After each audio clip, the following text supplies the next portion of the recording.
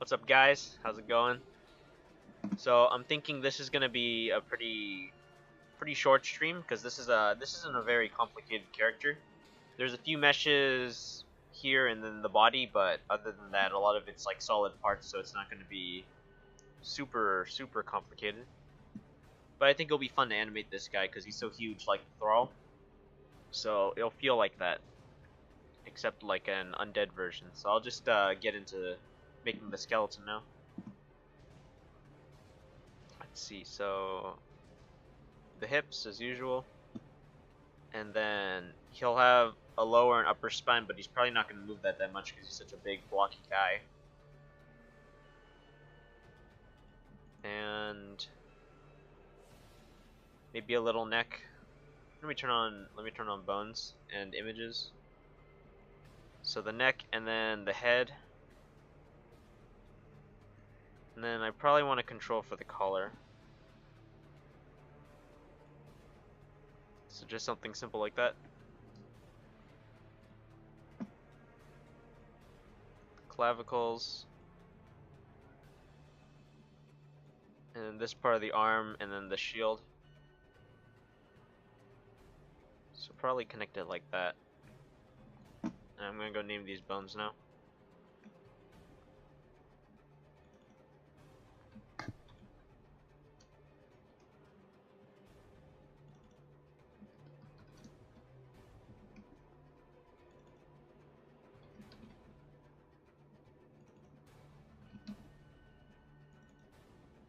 This is the collar, yep.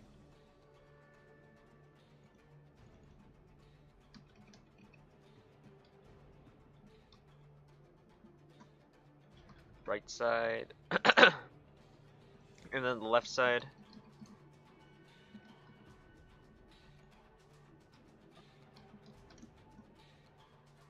This is also left side. And the shield. Okay, so I want the spear to be on its own skeleton, so that's what that's gonna be. And then connected to that is the hand and the thumb. Okay.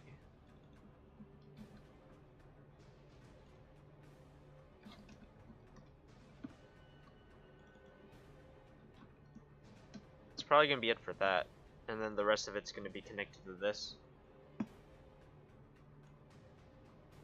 So this and then this.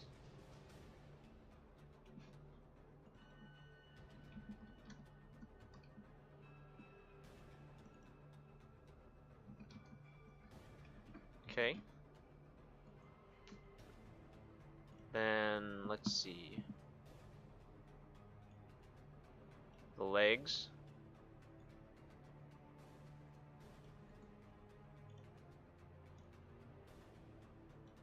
The belt. And the belt buckle. Basically done with the skeleton already, which is great. Seeing how easy and non-complicated this character is compared to things like the abyssal guys or some of the harpies.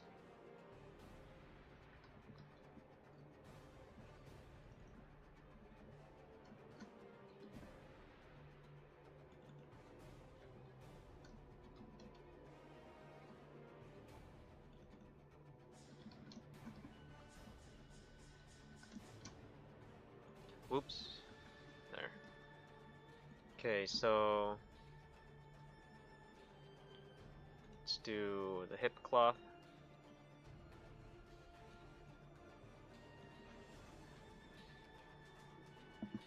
And these sides of the rope belt.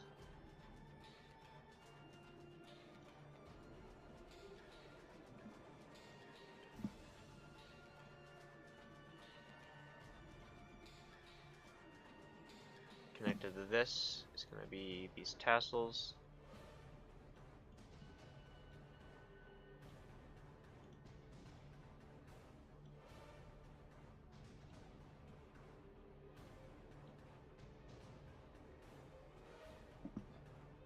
Okay.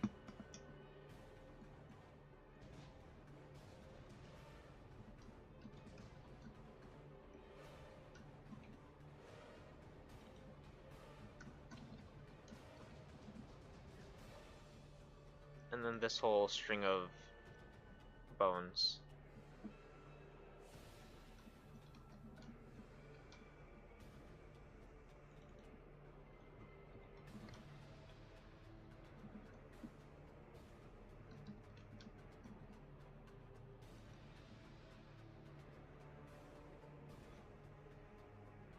Okay.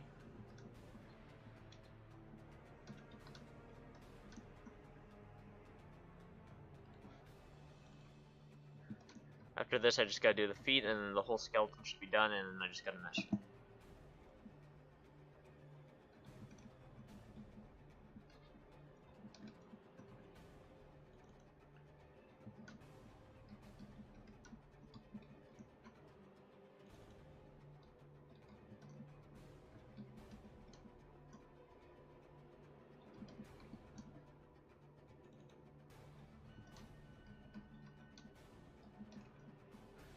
Let me go fix this one.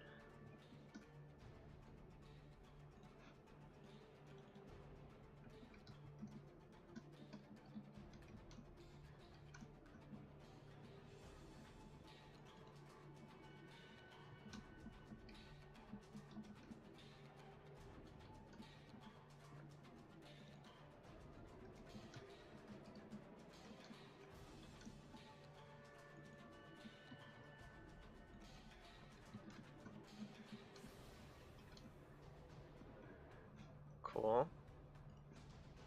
Just gotta name this side, and then I can get to doing the feet.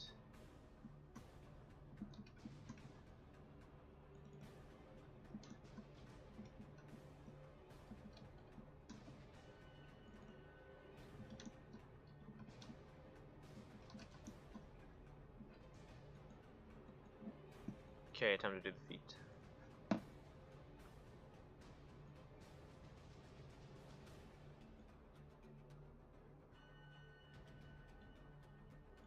I'm gonna make this one a little shorter.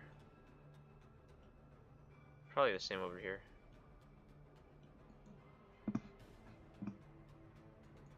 Actually, I'll just delete them.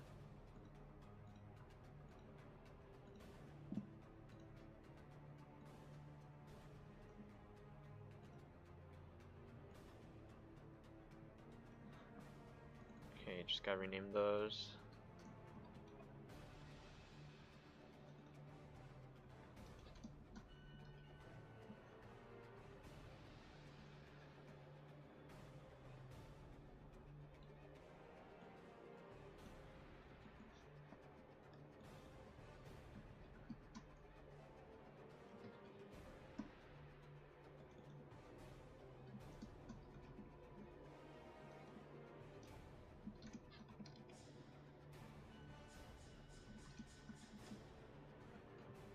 Oops, so that's actually a foot. Okay, so that's the whole thing done. So I'll start doing, I gotta connect all these first, so I'll do that.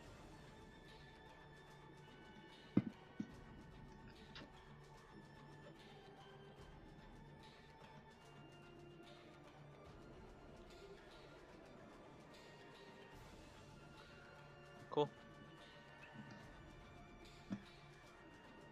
So let's start connecting all these.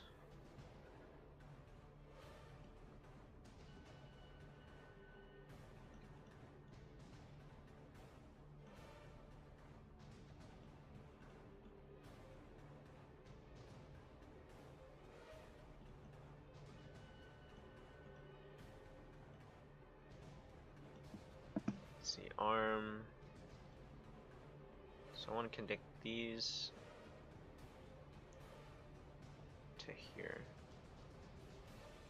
What's up, Nosira? How you doing? We just finished the skeleton and we're connecting all the parts to the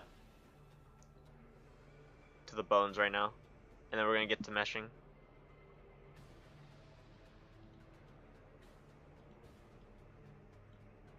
Okay. Cool.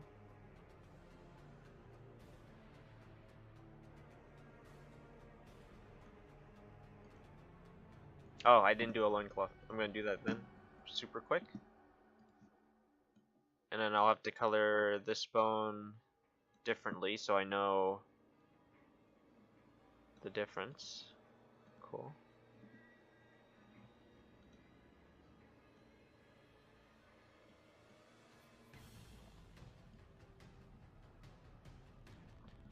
Okay.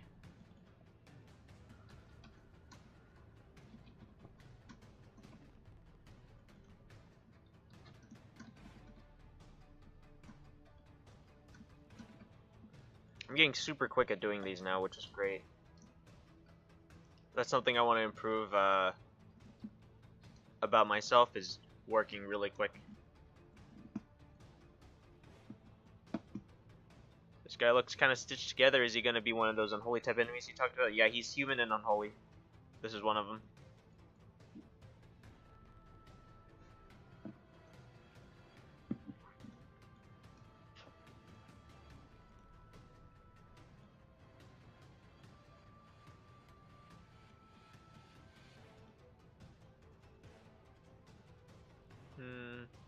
Okay, there. I'm going to keep that connected to the hips, so let's move these.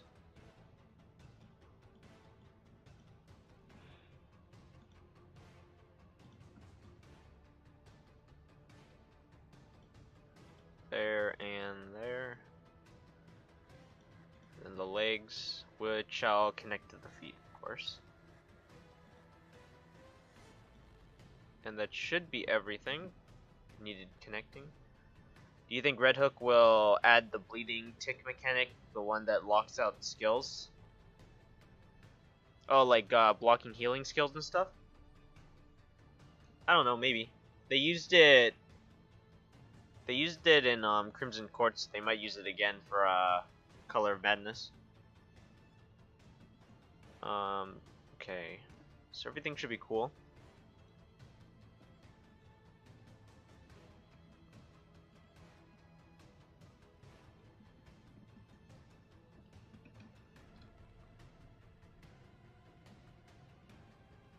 Yeah, everything's looking good.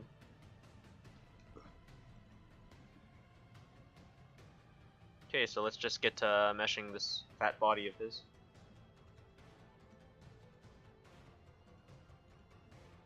Should be pretty simple. I don't think I'm gonna have much trouble doing these meshes for him.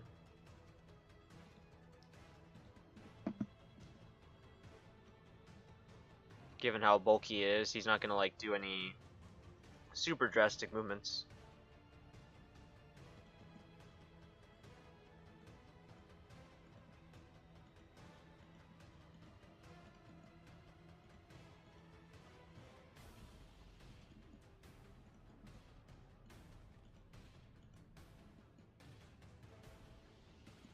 Let's see, so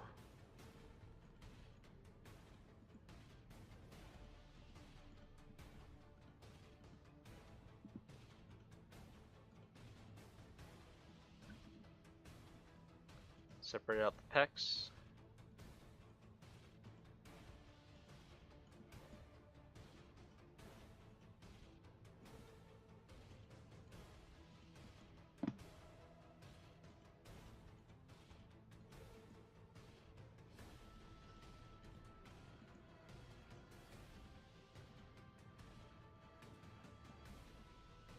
And that should be good.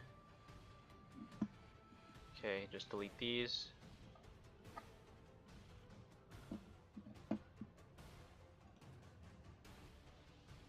Big muscly zombie warrior reminds me of the mountain after Oberon got him. Oh yeah, that's a good point. I didn't even think about that. I guess I just subconsciously decided to make an enemy that was the mountain. But that's a really good point, actually.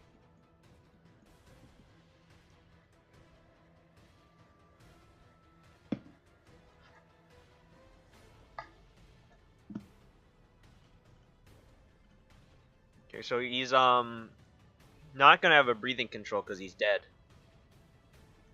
So I just gotta keep that in mind. Yeah, I want it to connect there as well. So 8 bones in total. Actually, screw the neck. It's not really gonna need. He's not really gonna need that. Okay, so yeah, that should be good.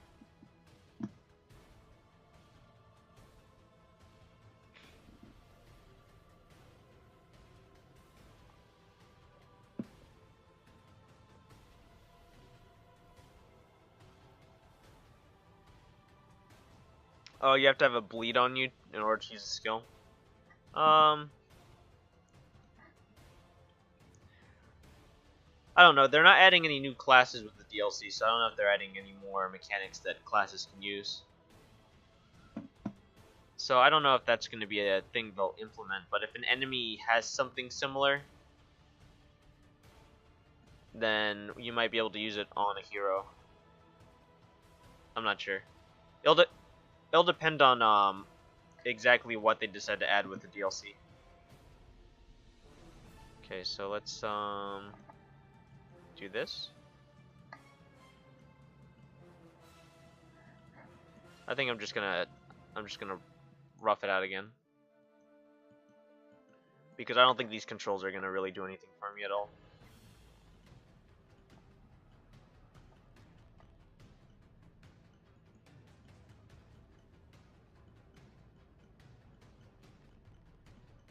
I don't know. They said they wanted to add more modding, like more modding tools with the new DLC, so I don't know if they're just gonna make like a bunch of random things that players can use or people can use to do mods.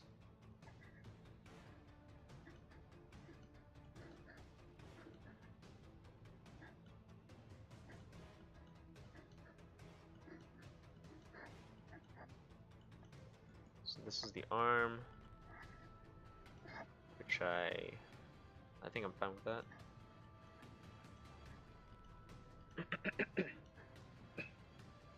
Thrall versus Honor Guard, yeah, for sure. That's pretty much what this guy is. He's just undead Thrall with a shield.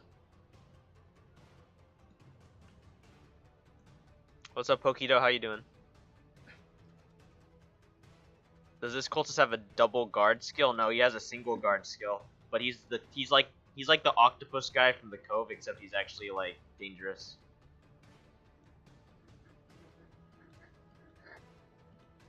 But no, he doesn't have double guard. There is a double guard enemy you can run into, but that's not for the cultists, it's for the harpies.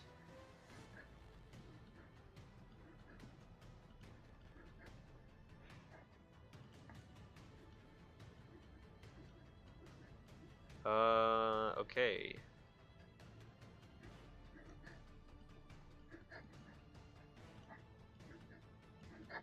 Okay, so that's pretty rough. Let's check it out. I would like to fix that.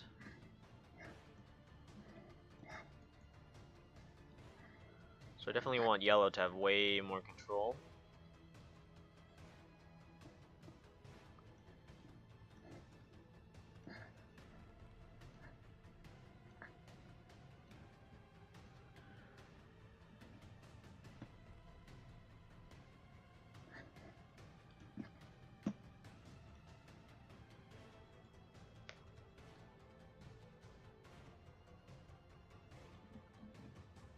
Okay, it's better, but I think I can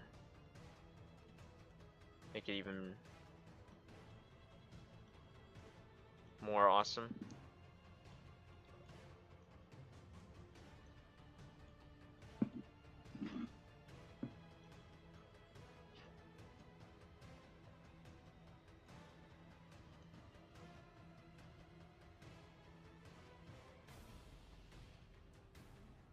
Also gotta keep in mind that this guy's he's gonna literally look like a brick in game. Like, he's not gonna have much movement at all. He's just gonna be a big fat meat shield for the enemy. That's what this guy is.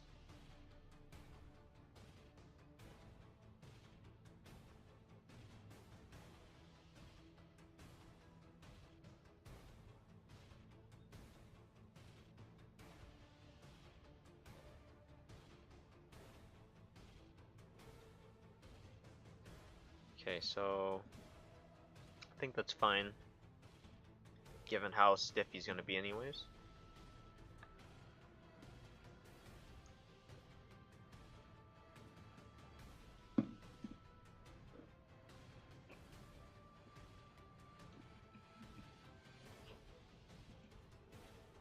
pretty alright where it is, actually. Just gotta add this blending stuff and then it should be great.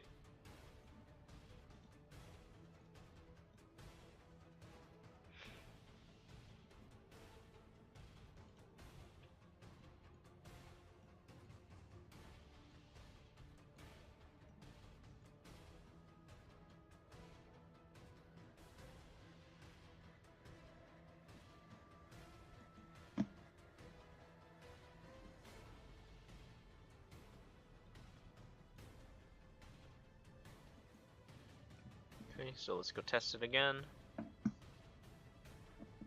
If all three factions were at war, which one would win? It's a hard call. That's a tough call.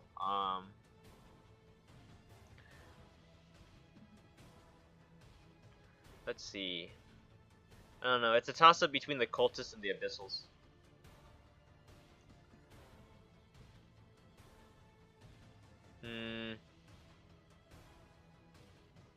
I don't know. One of those two, whichever one's your favorite. One of those two would win.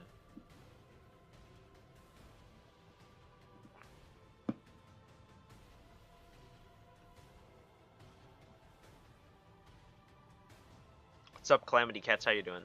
We finished the bones like super early, so we're getting into the meshes, which are also going to be super easy because this guy's not meant to have a whole bunch of movement.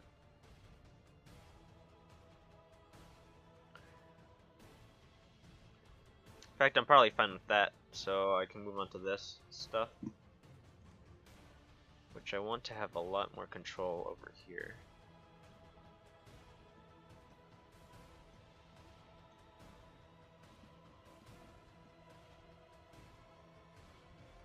Cool.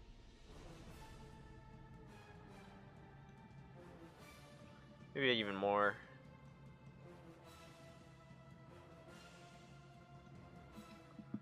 Crab people, for real. Crab, lobster, shrimp people, dude.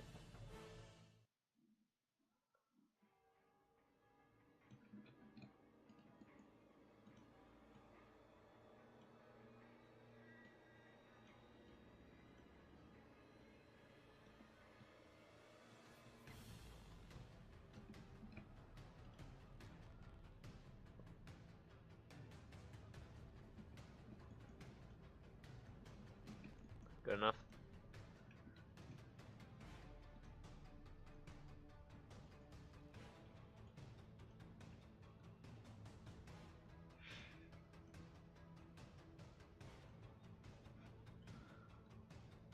Cool. I don't think I really have to worry about that one. No one's ever going to see that, so let's move on to these.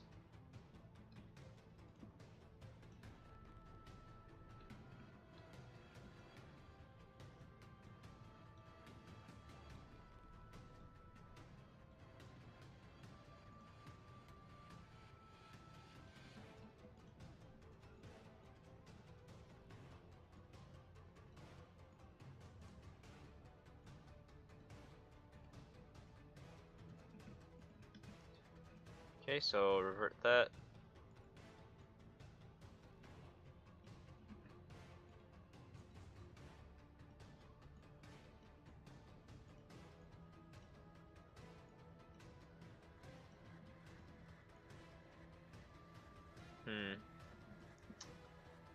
So I don't want it to have control at all here then.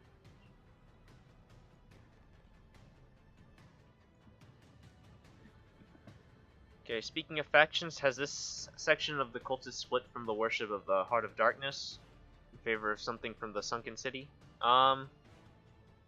Give me a second.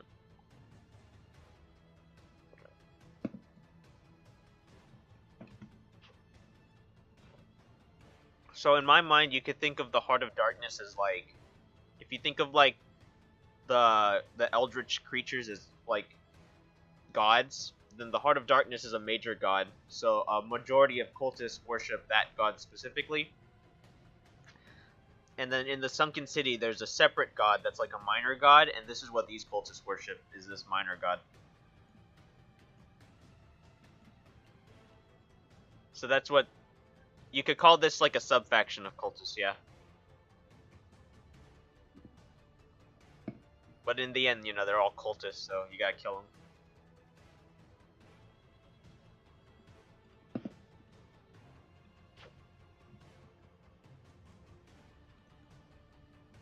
Cool. I think I'm liking that.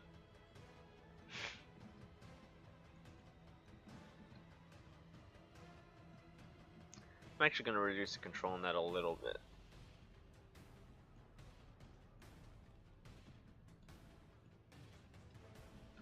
Okay.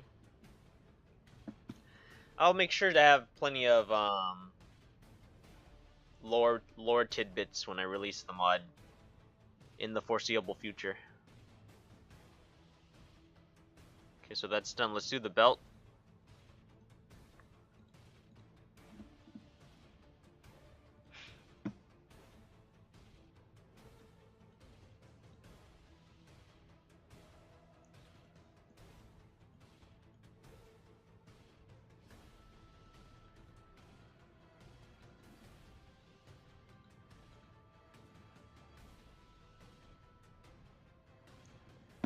Okay, then separate it out like that. Delete these. Let's make it. Yep. That's my long-term goal, though. Modding Darkest Dungeon is like my hobby in my free time. So I definitely plan on doing a lot more mods after this super huge one.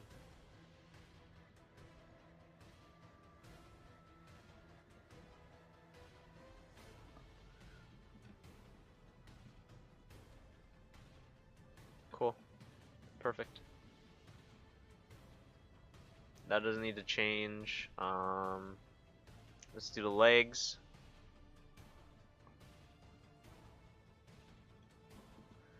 Ideally, what I want to do is expand the game enough that it basically feels like Darkest Dungeon 2. That's my goal.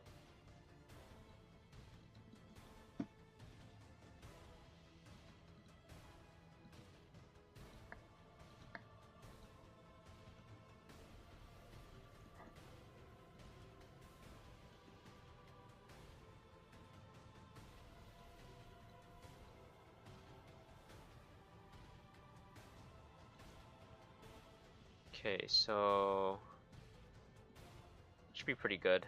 I'm actually going to delete this, I don't need that. Separate it out there.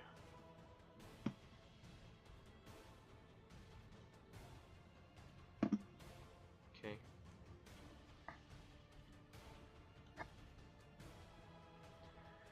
Is the sculptor the mini god? Yeah, the sculptor's the mini god. I think I've actually decided to make the sculptor the final boss. I was thinking of having him be the second to final boss, you know? But I think he's actually just gonna be the final boss. Now that I think about like the hierarchy of each character's role in this dungeon, he's probably actually the highest.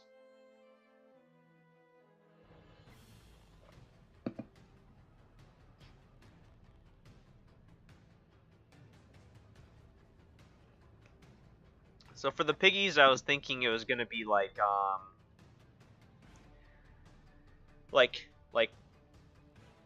like warring tribes of piggies. So each one is like its own faction, and each one's led by a different strong pig.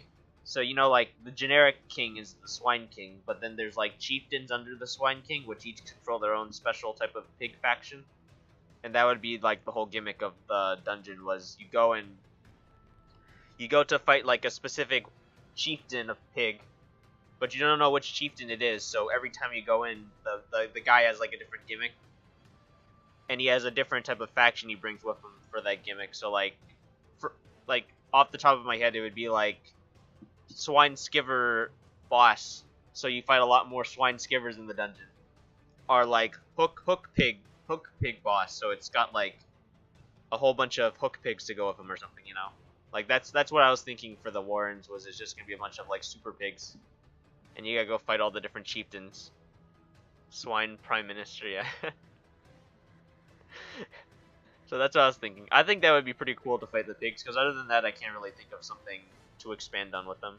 They seem like they seem kind of like orcs, where they're like warring tribes and they're constantly like fighting in their little pit. So I think it'd be cool to like fight different types of like strong piggy boys.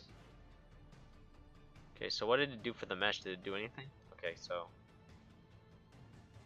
I gotta do some fixes down here. I think that'd be pretty cool though.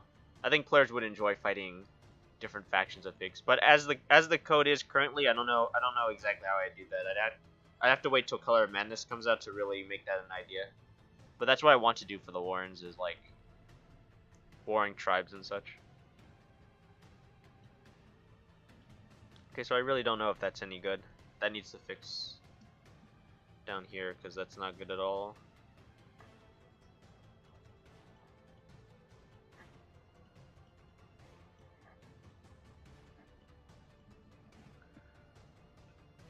Yeah, I saw the Darkest Town mod. That looks pretty sick.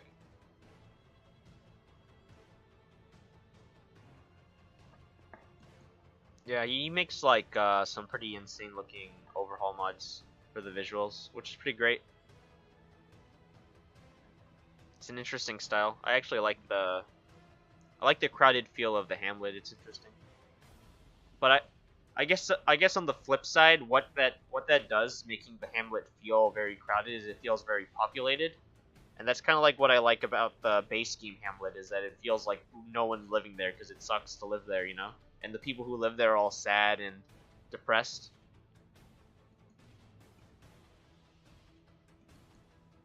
So I like the base game hamlet for like the thematic like artistic choice, but I like Emo's version as well, because it just feels a lot more active. It's definitely a different feel for the game. Okay, so this needs like a lot of control.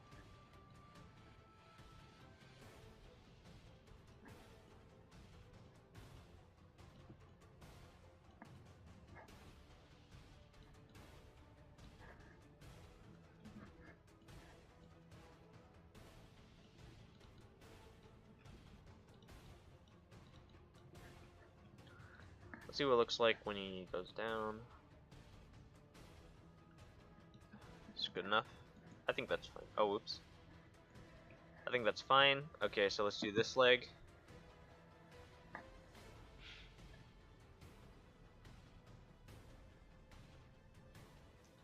Maybe include something like a pure demonic form and by a pig meat. Oh yeah, that's right, the demons from Outer Spheres thing.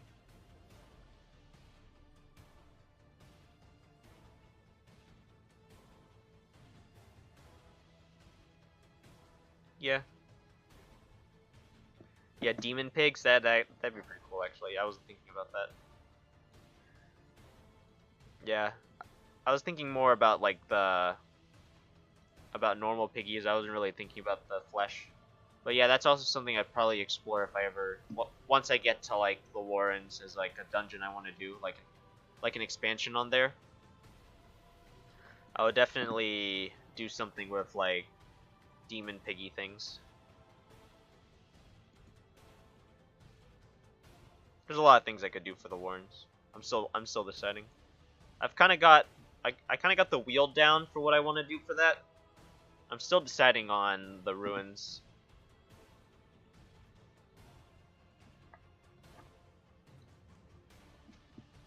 What's up, Koala? How you doing? Oh yeah, it matches the Hamlet dungeon. Yeah, because the Hamlet dungeon does feel very claustrophobic. I don't know. I just like the artistic choice of the other one.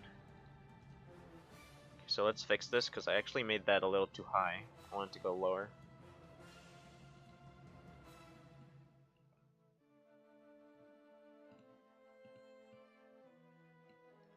Okay, should be good.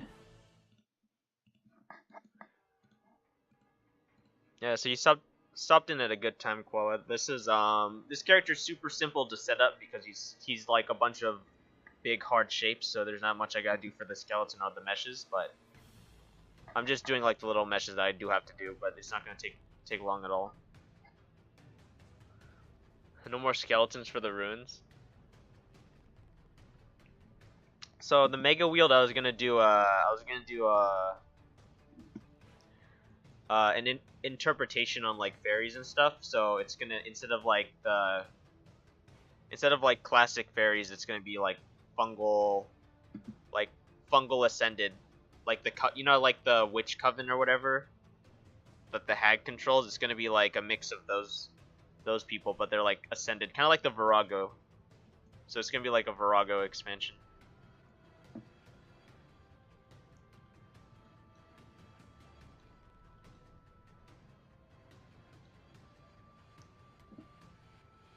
Yeah, I wasn't planning on. I was planning on some new skeletons for the ruins, but I wasn't planning 100% skeletons because the ruins is kind of like your ancestors, like your past dead relatives and stuff like that is what I'm getting from the ruins. So I was gonna do something with that where it's like a bunch of your past predecessors or whatever, and you fight those guys.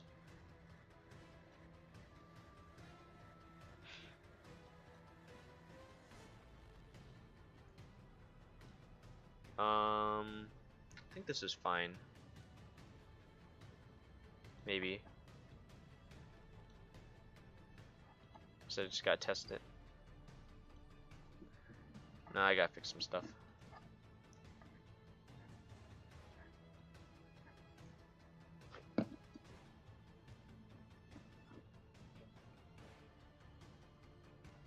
Oh yeah, forest animals. Yeah, that's pretty cool too. Oh, thanks, Nasira. I'm glad I'm your favorite modder. And I hope to be able to do mods for a very long time. Like I don't see myself stopping anytime in the future.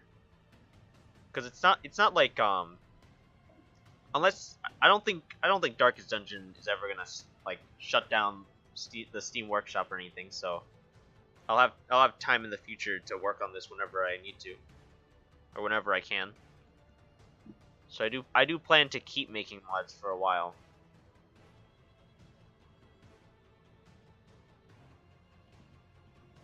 Let's see, that's pretty good. Although it's taking a lot of control from that thing, which is not good.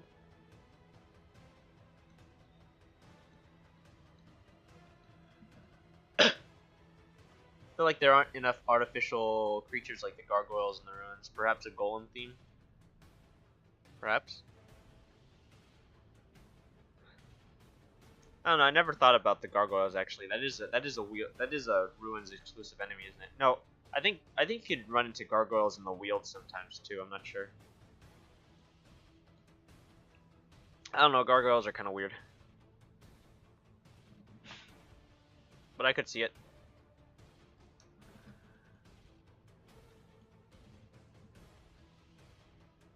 This probably is fine. Actually.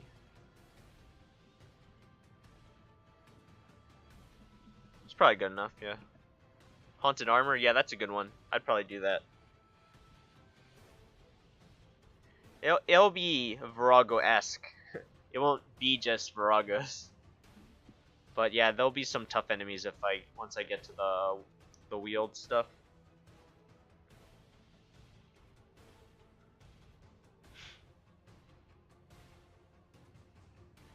Yeah, okay, gargoyles live everywhere. Yeah, so golems is a theme that I could try to go for, but that'd probably be like a general thing, not like a dungeon, not like a area specific thing.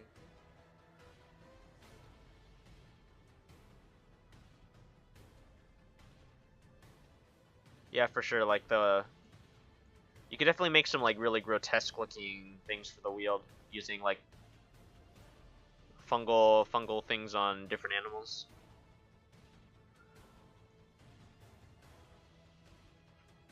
Oh, so like mimics calamity cats. A mimic expansion would be cool. I think someone's already working on that though. Okay, let's do this rope.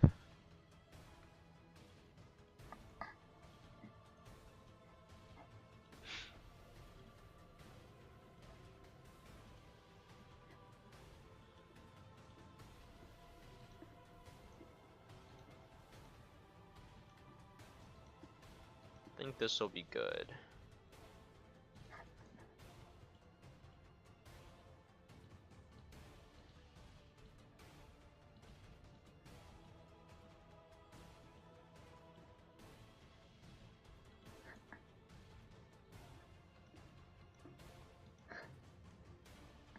Okay, so I just gotta double up on the points here because they're doing that intersecting thing.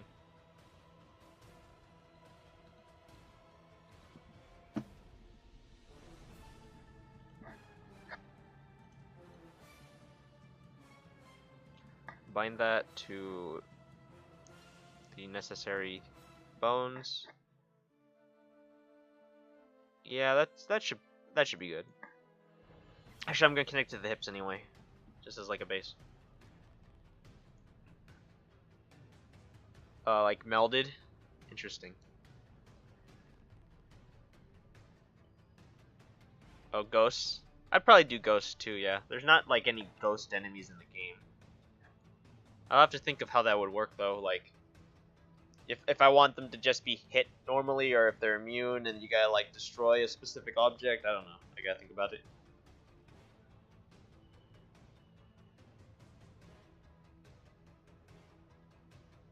Will the swine skiver be tuned down a bit or stay the same like in base game? The skiver boss? I don't know. He'll probably still he'll probably be as insane. No, he'll be more insane than the skiver. Because if he's the skiver boss, he's got to be better than like the actual skivers. I don't know. I'll find a way. I'll find a way to make it not super unfair. Somehow.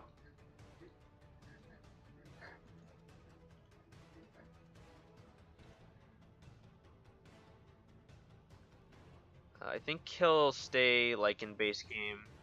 Yeah, I'm not tweaking any base game monsters. I might once I release enough stuff and Red Hook stops releasing DLC, then I might release like a tuning patch, which would like change a lot of the base game stuff to balance it out, so I can increase some of the design space for myself. I might do that, but I don't know. That'll be in the future once Red Hook finally decides to stop releasing DLC. Because I don't know if Color of Madness will be their final DLC like ever. They might still decide to release like DLC in the future. It might just take a while after Color of Madness.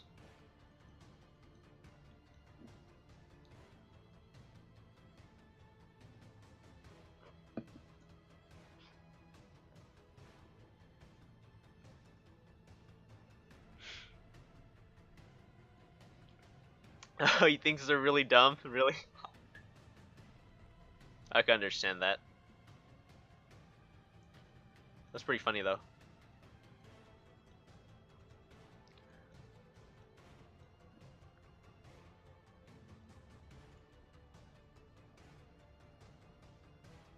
It looks like, I mean, come on, dude. You could find a way to make a chest monster look kind of like cool. I'm sure. There's like sillier things that look really cool.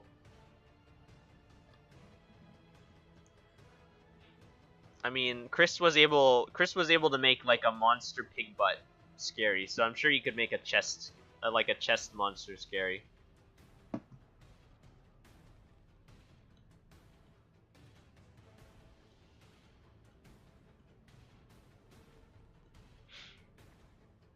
Yeah, Dark Souls. Yeah, the mimic from Dark Souls is pretty good. Some crazy dude, some crazy lanky monster with just like appears out of nowhere from the chest.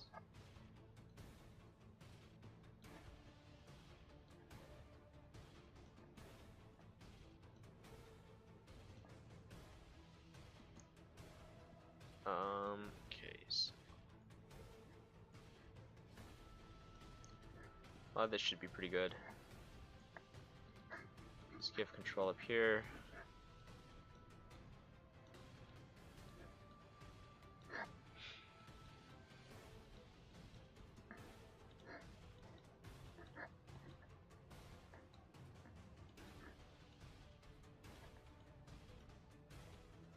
Should be good. Okay, so let's test this out. That's pretty good. That's a little weird.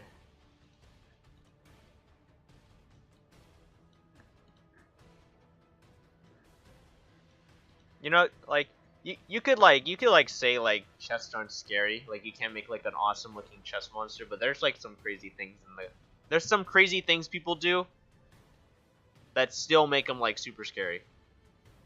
Allure. Oh yeah, that'd be really good for sure. Yeah, there's tons of D&D things that can be translated. Like not translated like directly like one for one, but like an interpretation in Darkest Dungeon. Kind of like how the Crimson Court is an interpretation of vampires, you know, like mosquitoes as vampires, and the pigmen are an interpretation of like orcs, you know. So you could definitely do cool things. I mean, there's like this one guy. What's his name? Let me look him up.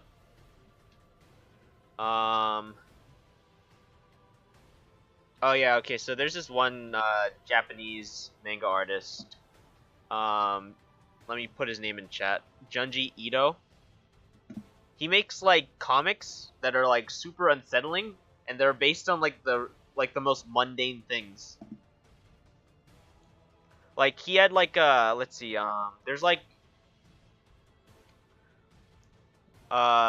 one that's based on. There's so many weird ones. There's one based on like a spiral, like the spiral shape, just like the spiral shape. He made that one really, really weird, like super unsettling. He made one about ice cream, like he made ice cream scary. Oh yeah, his comics are freaking insane. He made one about He made one about the window, like in. He made one about a window, like a window in a neighbor's house. Super scary. There's just so many freaking good ones that he made. He made one about human-shaped holes. Really scary. He made one about Greece. Really scary too. Like he's freaking like. I think he's like literal proof that you can make anything scary.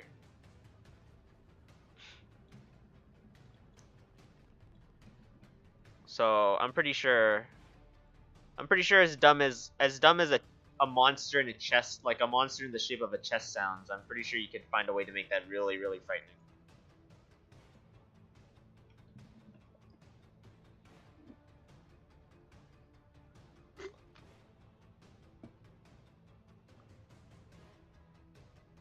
The rope crotch looks like a person. It does.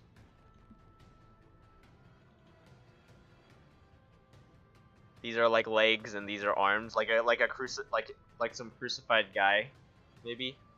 I don't know. If if that's what it looks like, it's completely unintentional. I didn't even think about that.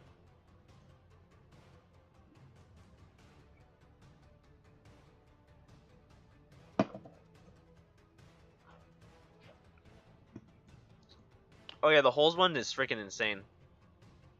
I wish that the final few panels, like the discovery of what those holes are, I wish that wasn't a thing. Or like the very final panel where they look inside, I think that if they removed that, that would have been like 10 times more scary. I could see it though, yeah, like a crucified guy. Cuz reading that comic, like as soon as I saw the ending, I was like, "Holy crap." But then the final panel was just like whatever.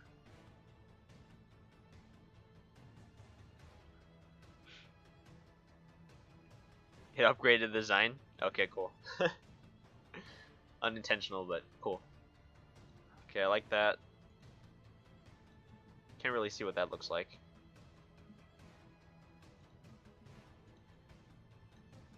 Okay, so I think he's fine. So let's do these tassels because they're easy. See, it's almost 3, which is fine. 1 hour of setup is great.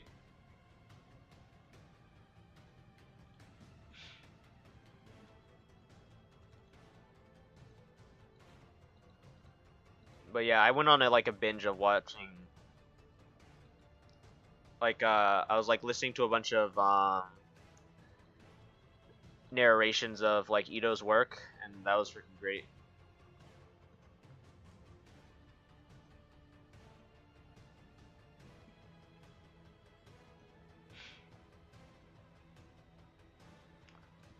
Okay, so delete these.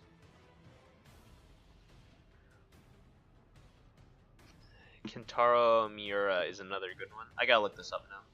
Let's see. So Kentaro Miura.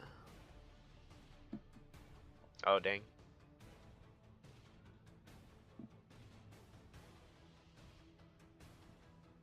Oh, is he the guy who did Berserk? Oh yeah, I love that guy, dude. Berserk's freaking great. Like the creature designs and the way they like develop the characters in that in Berserk is freaking amazing.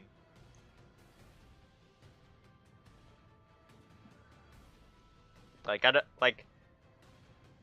I don't know many stories that would go out of their way to develop like a group of awesome characters and then like throw them away like Berserk does.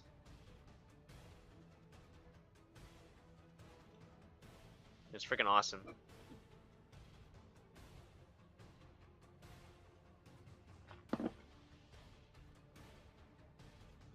It's kind of like I like things that kind of like I like things that really defy expectations. Like you think it's gonna go one way and then it goes the complete opposite direction. That's kind of like some of the recent stuff that I've watched. When I watched Devilman Crybaby, I had no expectations of what the show was, and I've never I didn't even know like what the original Devilman was. So when I watched Devilman Crybaby, I didn't know about that. So I thought it was like a completely new like IP.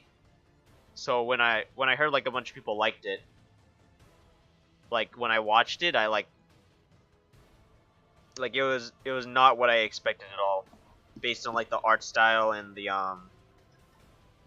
general like premise that I got from the trailers. It's freaking awesome. I don't remember if I binded this. I did. But yeah, I always try to find things that break my expectations as I'm watching it. Which is kind of hard, you know? Like, you never know when something's gonna break your expectations, so.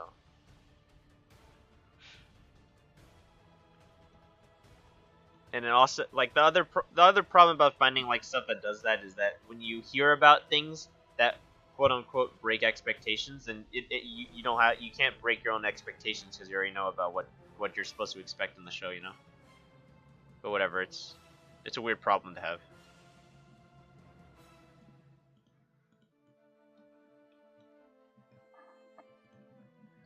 Hey, hear me out on this, angels. Like the thing that possessed the Seraph, they're actually eldritch beings that emit light and superficially resemble angels, but upon close inspection are actually glowy tentacle creatures. Could be a fun thing to fight, and adds layers of depth to the Seraph and the Church of Light in general.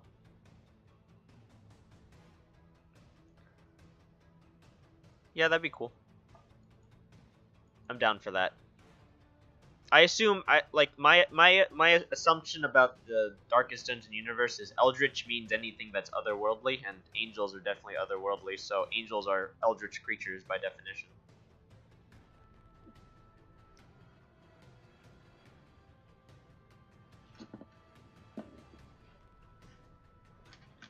Something that's hard for me to find in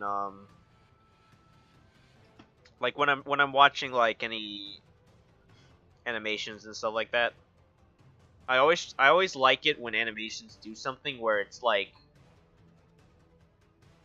something looks very specifically like a good thing, but it's obviously a bad thing. Like the aesthetic looks good, like they look like angels or they're holy and stuff like that, but the intention behind them is actually like really, really heinous. That was part of the reason why I liked Devilman Crybaby, was because it's the same thing. It subverts my expectations.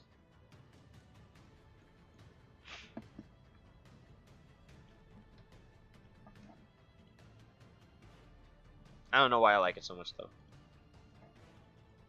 That was kind of like my philosophy around the Seraph, was I wanted to make like a character that was obviously a good person, like a good guy, but they just look like like the most hideous thing in the whole world.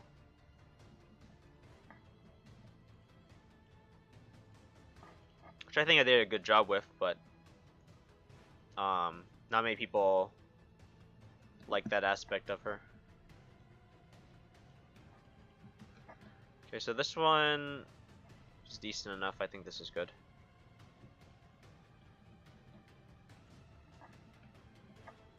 Okay, so let's do this one.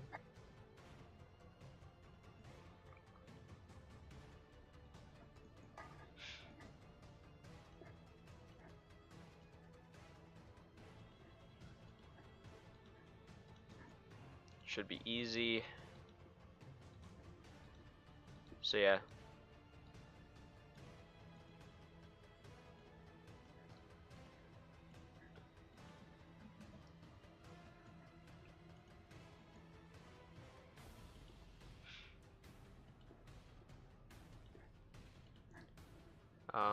Okay, so let's delete these corner points and then bind it.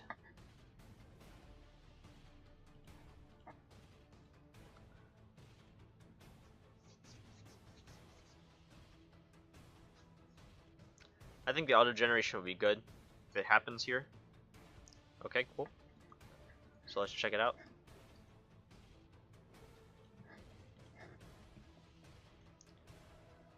Let's see, so I would like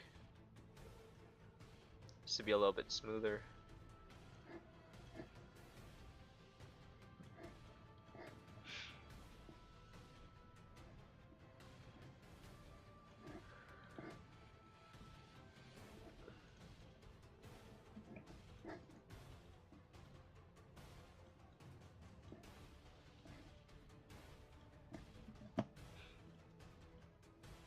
Cool.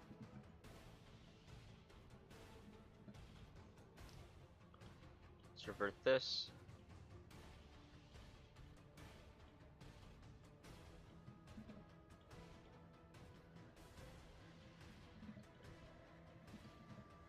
Let's fix that.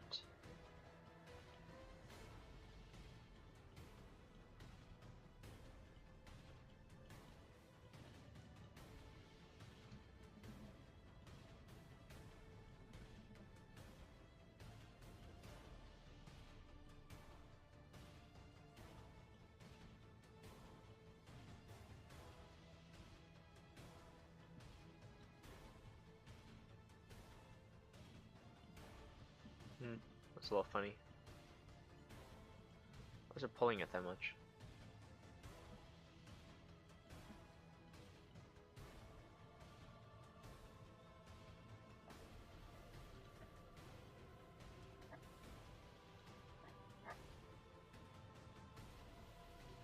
Okay, good enough.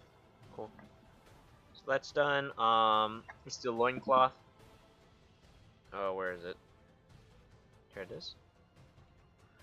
Is that the final one? Okay, so I just gotta do that, the hip cloth, and then I think that's done, so we can get to animating.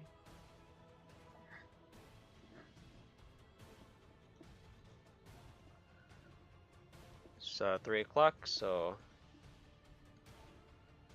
good progress.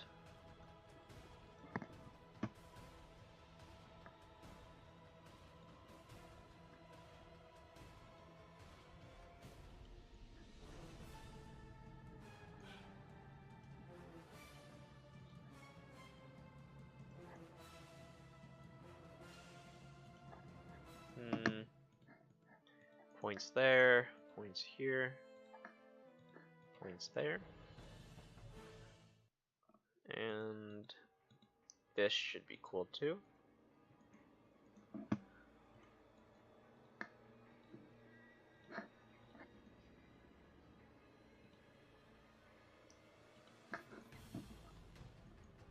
So I'll bind it to the hips and these bones. And that should be good. Okay.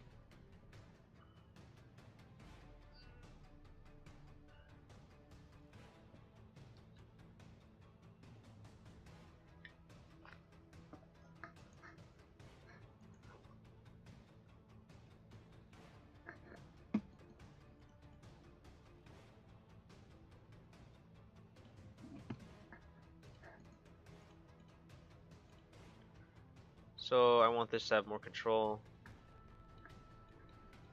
Just about everywhere. I think I did a good job again. Seeing how linear, seeing as how linear this skeleton structure is.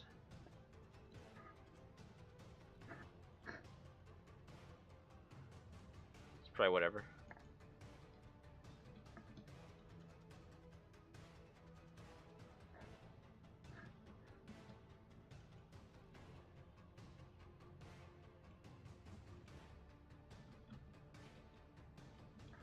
That'll probably need fixing.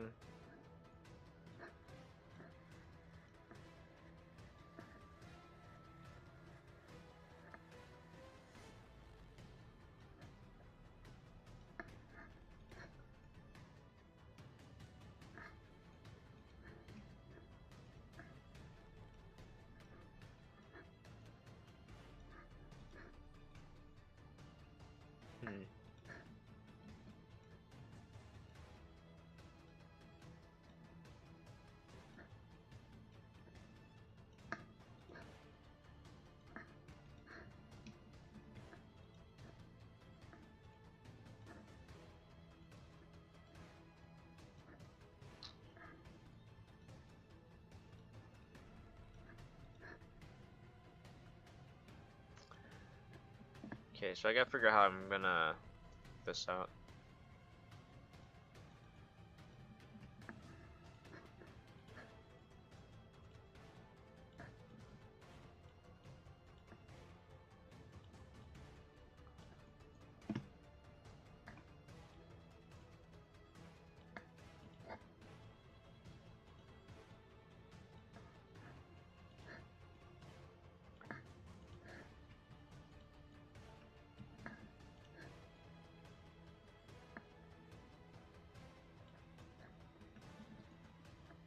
I could probably make that work.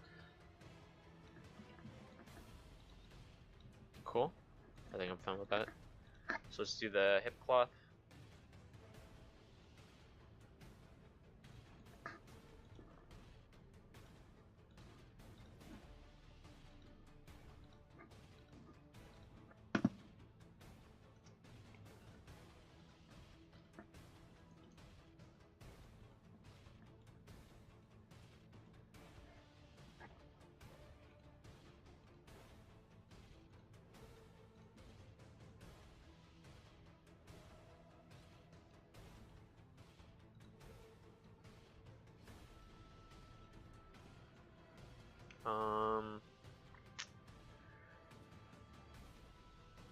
Find the hips, just as like a anchor point. Okay, so I'm gonna be back real quick.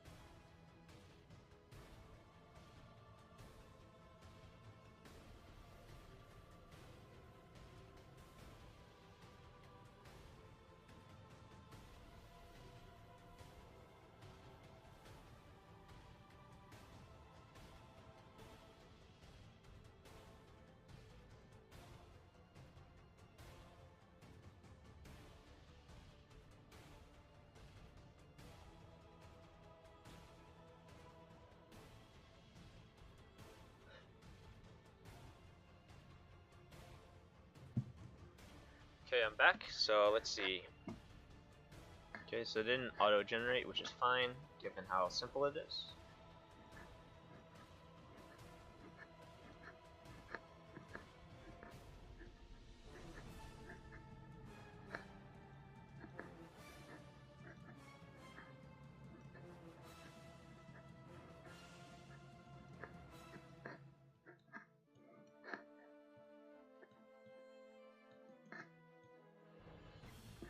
Okay, so let's test it out.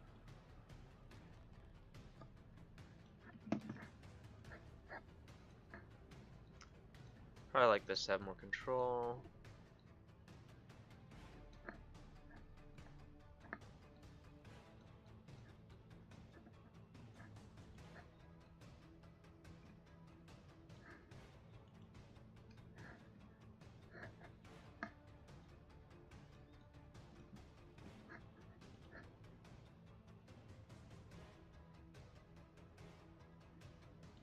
Cool.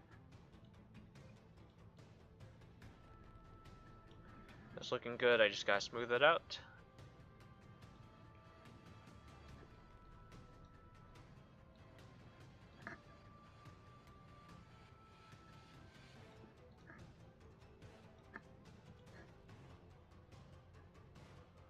Cool. Okay, so that should be all the meshes.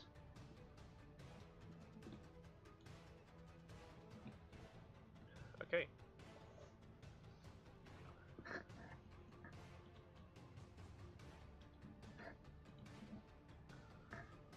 Just double checking to make sure everything's good.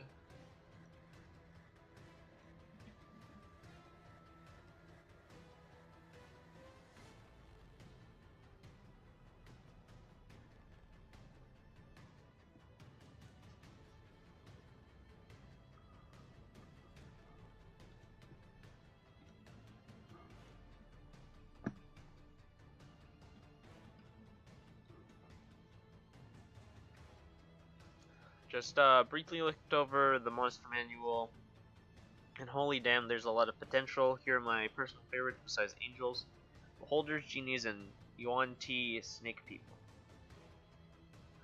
Yeah, for sure. There's like there's so many monsters in Dungeons and Dragons that you could probably pull some of them, like pull inspiration from some of them to make like interesting like interpretations in Darkest Dungeon, for sure. Okay, let's get animating because this guy's done. So let's turn on the reference, guys.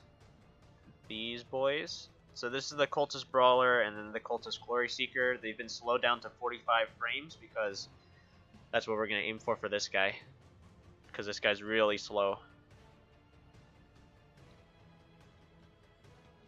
So let's do it.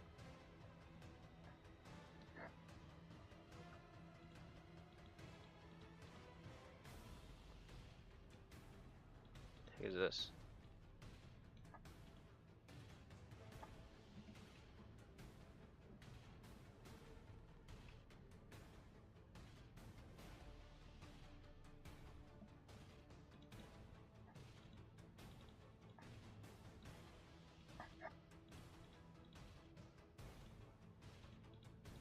Okay. Let's turn this guy back on. How did the Seraph get her armor? It was forged for her.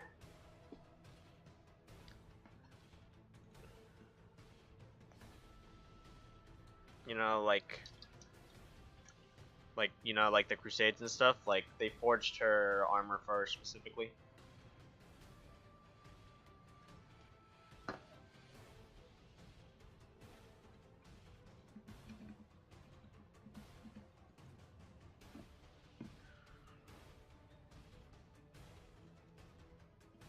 Yeah, basically, yeah.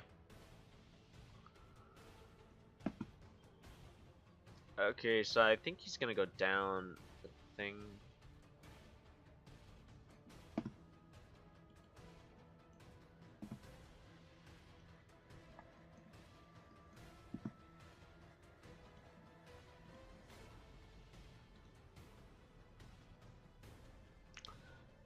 So I'll save this as a preset. Um, Yeah, it's the same on both, okay. I might use that for the curve for when he moves, but I don't know. I might do something more static.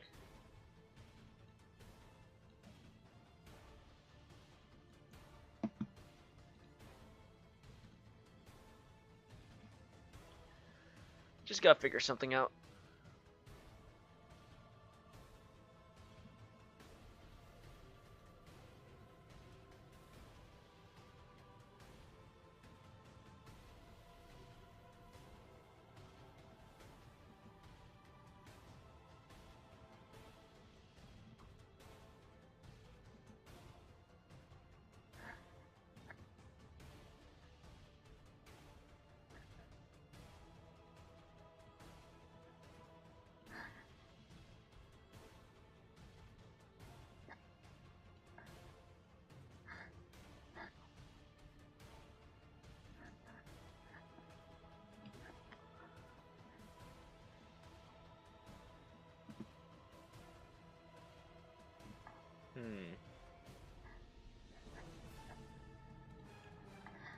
I'm trying to think of how much non-movement I want on him.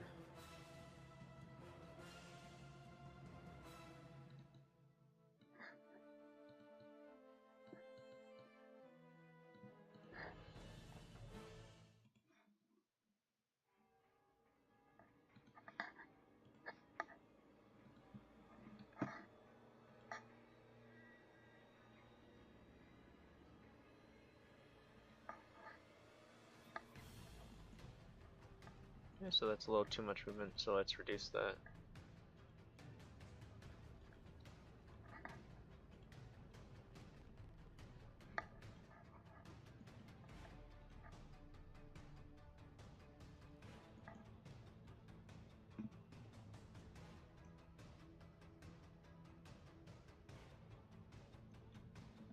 Trying to find a good balance because I want to make sure this guy looks like a literal wall. So he can't move like a lot, but I still want to have some like ominous idle animation stuff going. I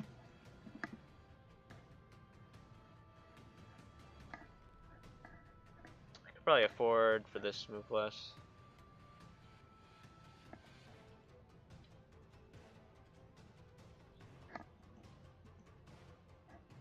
Except for this. Maybe these will flow a little more for that life.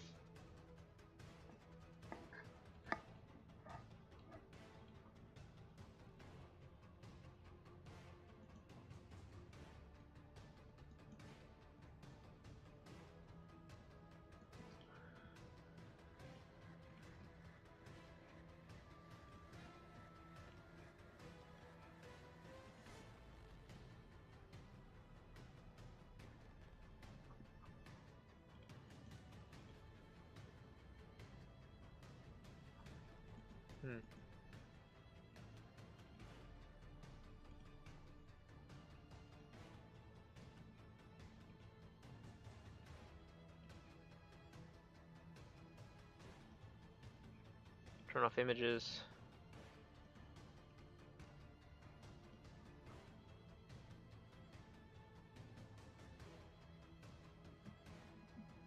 The stillness. Unsettling A. Yeah, I just don't want him to move a lot. He's a big frickin' brick wall. And he's dead, so it's not like he breathes.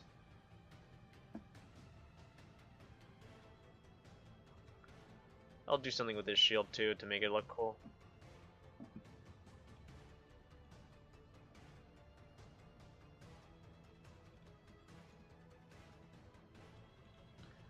I'm probably gonna do a little movement just to give him some bounciness, like the other idle animations do.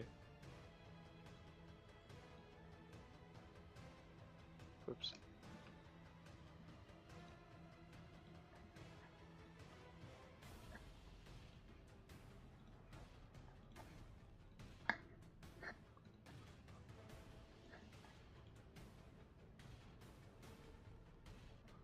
So yeah, obviously he's gonna be very noticeable when you see him because he's huge and he's not gonna move a lot.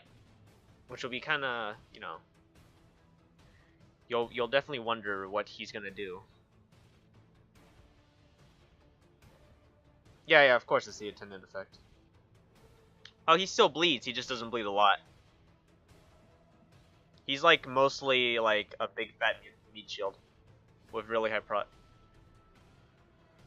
A bestiary. Scroll through all seen enemies and look at what attacks hit where. Oh yeah, that would be cool. Unfortunately, that I don't think. I think that's outside of like the like what you could do with the modding tools available in Darkest Dungeon. Like you can't really add any completely new features like a bestiary to the thing. But like a online bestiary would be great.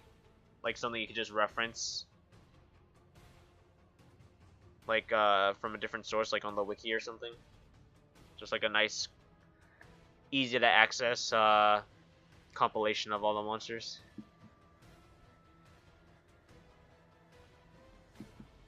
So I still gotta put in like offsets because all this stuff he's wearing, especially this like helmet and collar, it's probably heavy.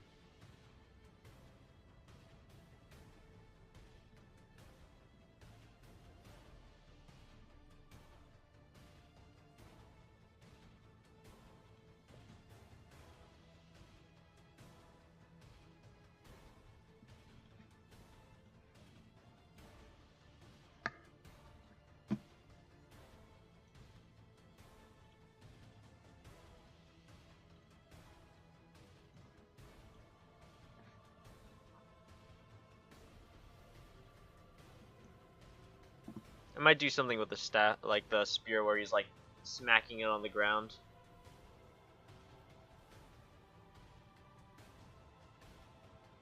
Oh yeah, he's got super heavy resistances. I think he yeah, so he has heavy move resist and heavy stun resist. I think I actually made it so he's basically unstunnable. You have to like stack. You have to stack like a bunch of stun skill chance on a character with like a strong stun, like the 165% chance stuns. And then you would have like a 50% chance to stun him after that. He has like a 150 base, I think. And he's not size 2, he's size 1. This is a very tough elite enemy. But he's the same thing like the octopus. He won't proc the stall penalty as long as he's alive. So once you bring him down to one dude, you just gotta focus him down. Because he does hit really hard. He does hit hard unlike the octopus guy. And he can hit all positions because he's using a spear.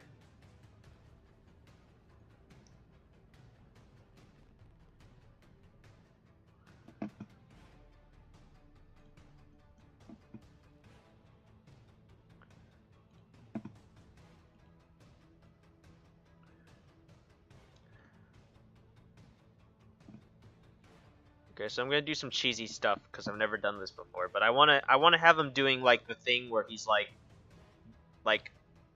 banging the ground with the spear, you know, like the I don't know. You see it in games all the time where like they're like hitting the thing on the ground, you know, like the staff or whatever. I want him to do that, but I'm gonna have to fiddle around to find out how I want to do that and make it look good.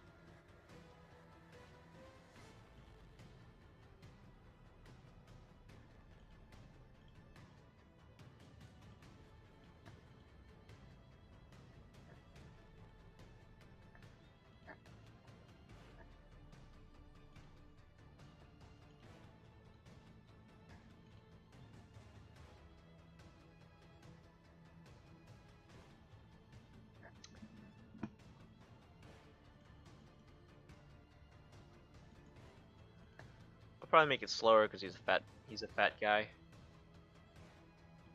Of course, I still gotta go in and put in the curves and stuff.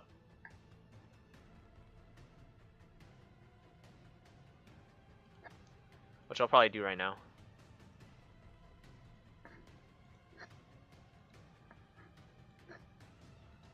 I don't know how good these are.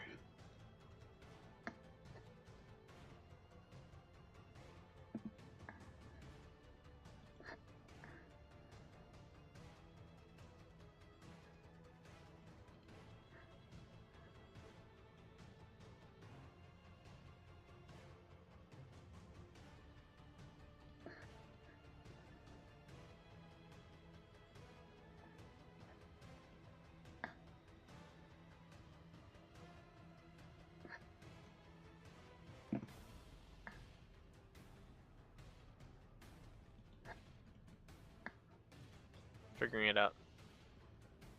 Yeah, like what the Spartans do, yeah. I want him to do one of those. But obviously I don't want to do... I don't want it to have like a lot of movement because this guy is indeed super slow. But I want it to look like he's trying to do that.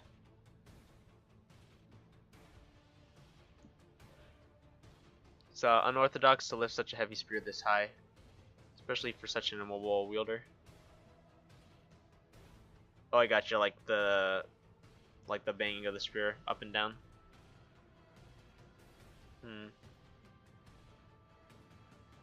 Maybe I'll do like a mini version then.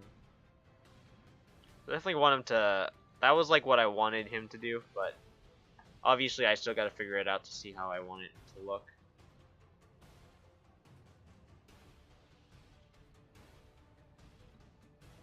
It looks really silly right now, but hopefully I can make it work.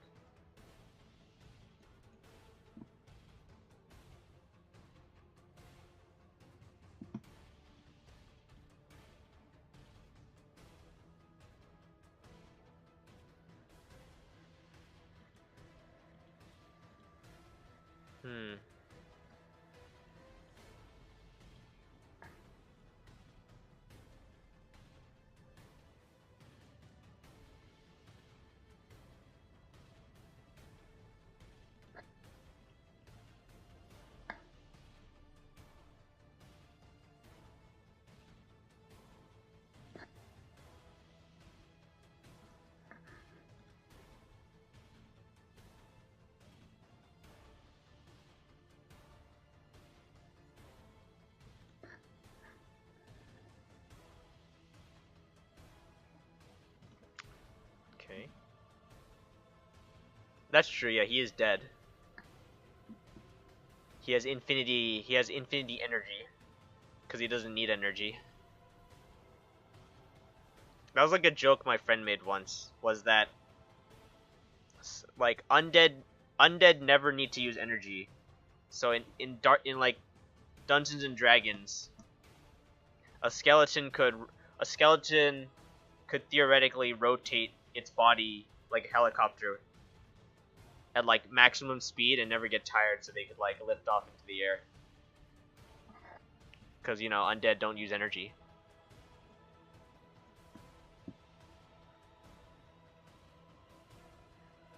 Yeah, make it look like it's being slammed into the ground with more force. Yeah, for sure. I'm still just trying to figure it out because I do want this to look cool. But it's kind of hard to make him look. It's kind of hard to make it look fast without him looking awkward. That might be a good balance. Yeah, exactly. That was a joke my friend. Yeah, that was the joke my friend made. We never actually, like, obviously we never did it because that's just like really silly. But you know, theoretically, a skeleton has infinity energy, so it could be a helicopter.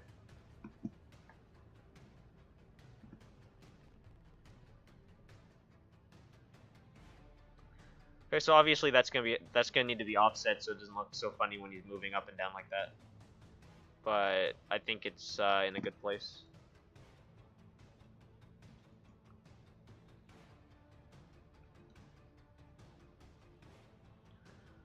So then I would move these to match up.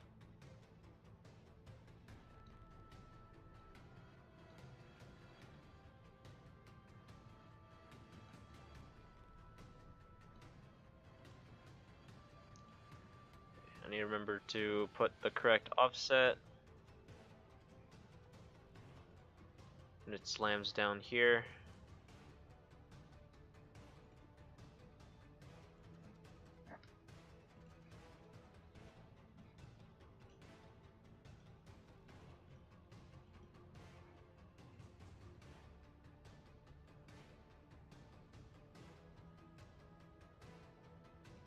So I'm going to fix this, because that does look really funny.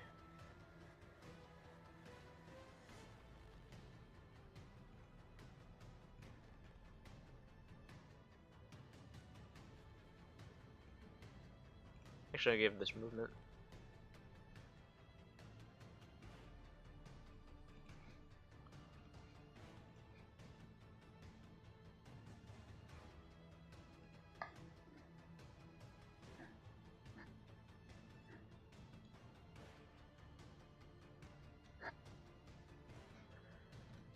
Okay.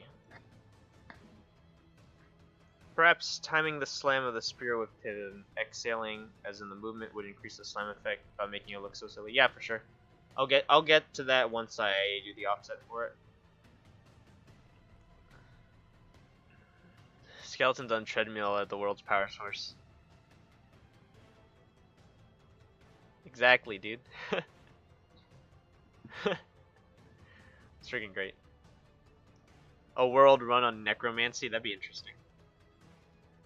Use undead for like infinite, like an infinite power source. So in like a sci-fi fantasy universe, I guess necromancy would be like the ideal source of energy.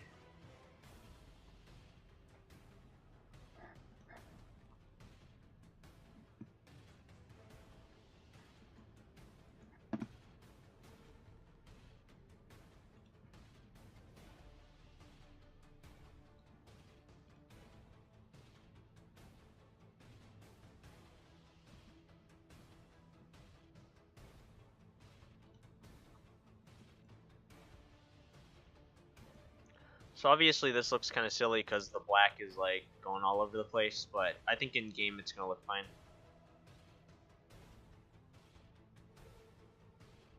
Yeah, so I'll definitely offset that to coincide with his breathing rather than his exhale.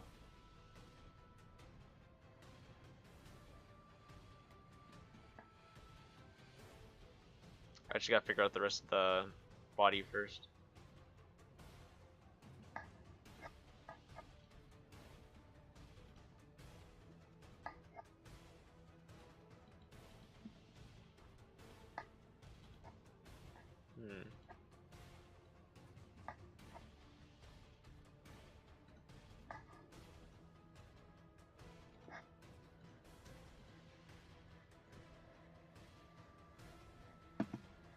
It's an engineering job.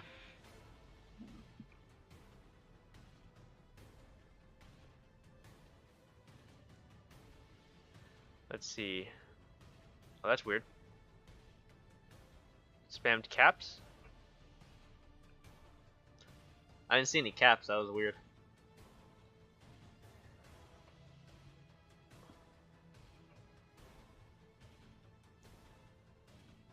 Infinite Suffering. Barasa actually drew some related art a while ago. Huh. Interesting. A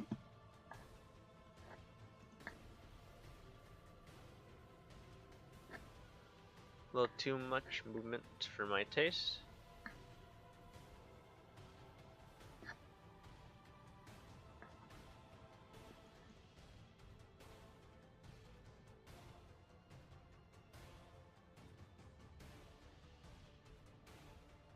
If only there was like a way to put like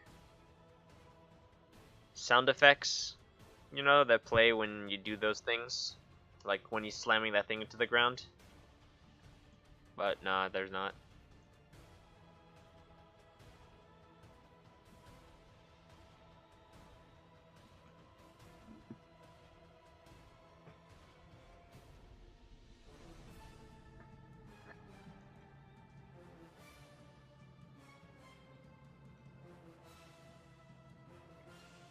Yeah, it definitely looks like he's slamming that thing into the ground with force.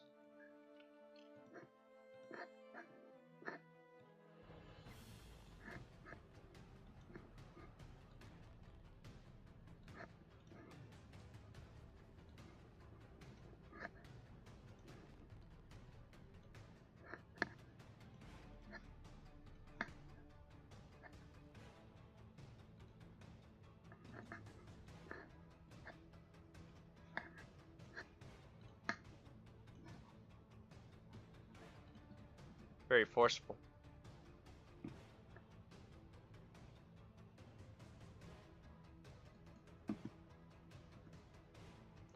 Okay, so I think I'm actually going to transfer some of this movement into the clavicle instead.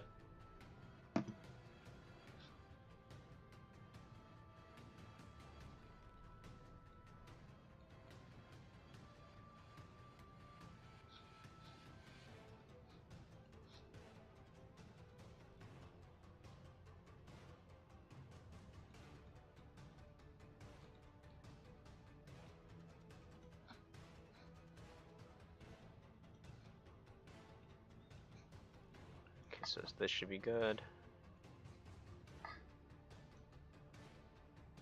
That looks cool.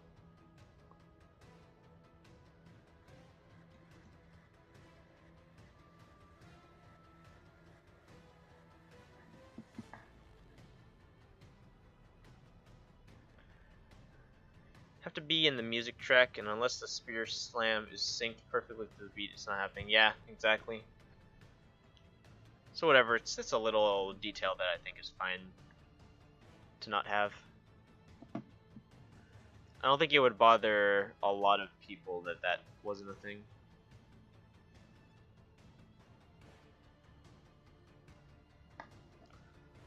Let's do some stuff with this.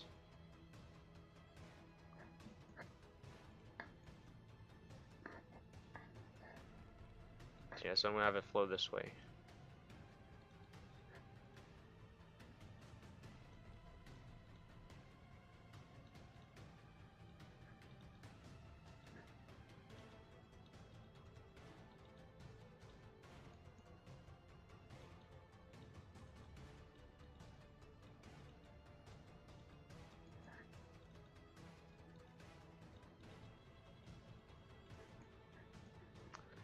Okay.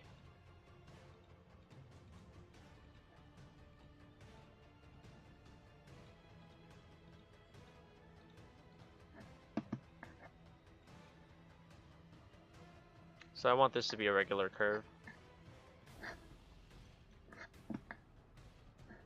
Here it's gonna rotate.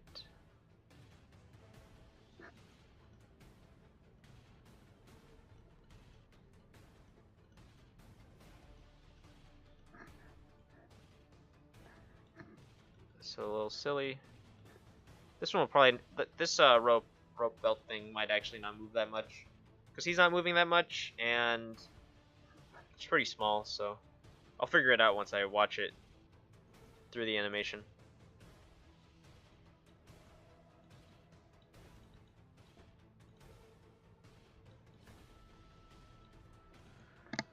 Okay, so I gotta copy all these and put them on the other side.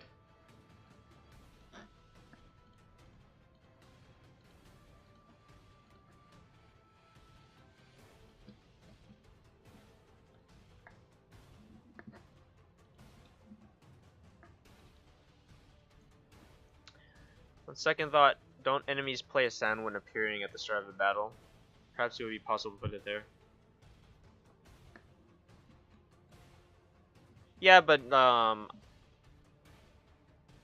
think it also randomizes the frame that it starts the animation on. Because if you notice, if there's like multiples of the same enemy, they're all playing at different rates for the frame for their animation. I don't know. It's a the spear tapping sound is a little detail. I don't really need to worry about it though. Looks nice.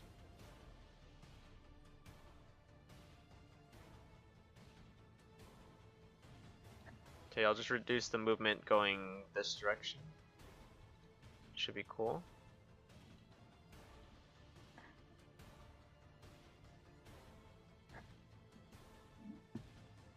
And then I just got offsetted a bunch.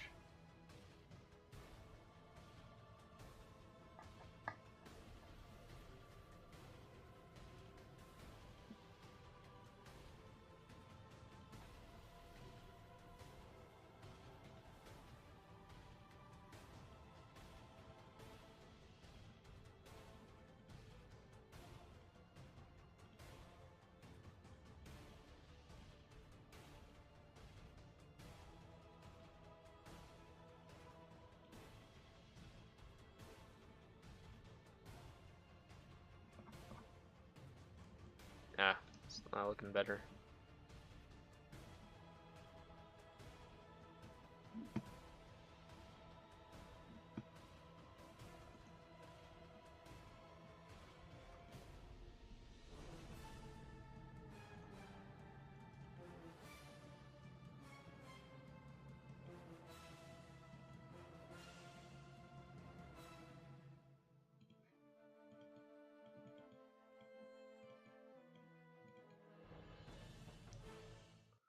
I'll figure this out.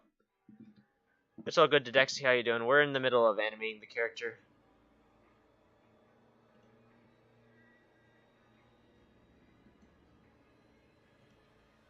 This rope's super slow.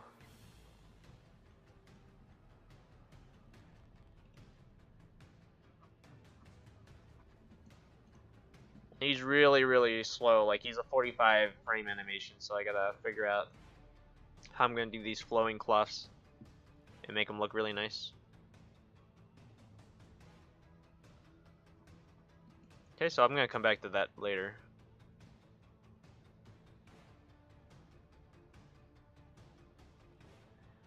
Maybe, I don't know.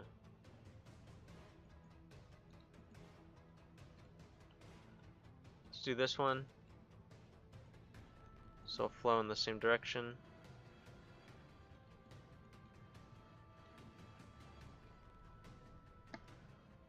Then over here it flows in the opposite direction.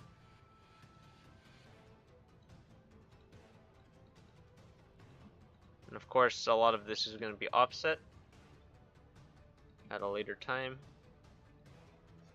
Actually, I want this to be normal.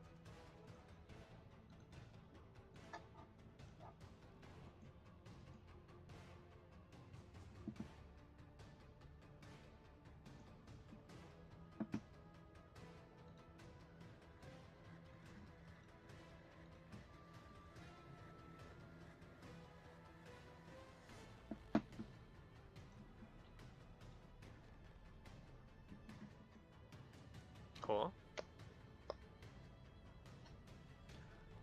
I saw a screening of Mary and the Witch's Flower with my family. It was amazing. Enjoyed it a lot. Felt like my childhood.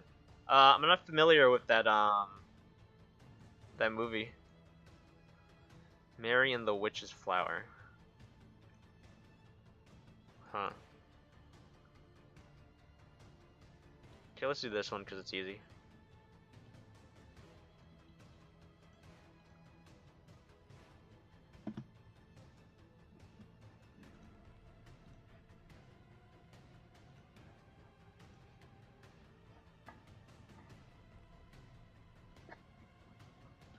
Again, I gotta go in and offset a lot of these.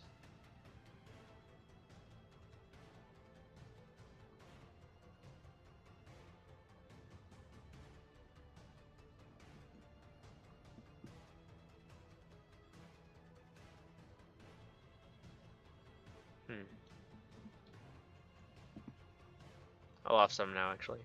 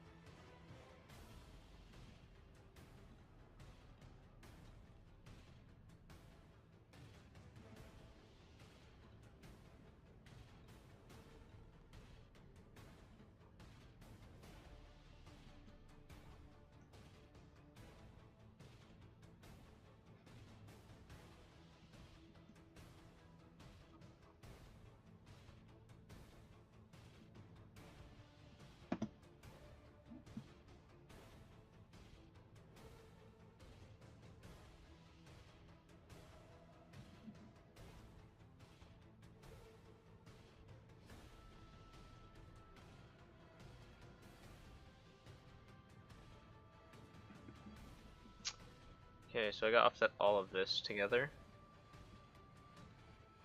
which I'll do.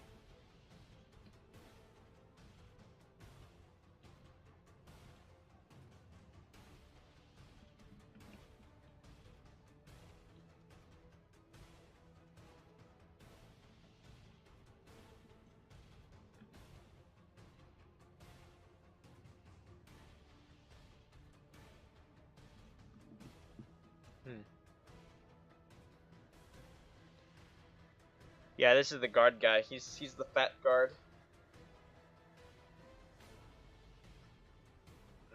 Big dangerous guard.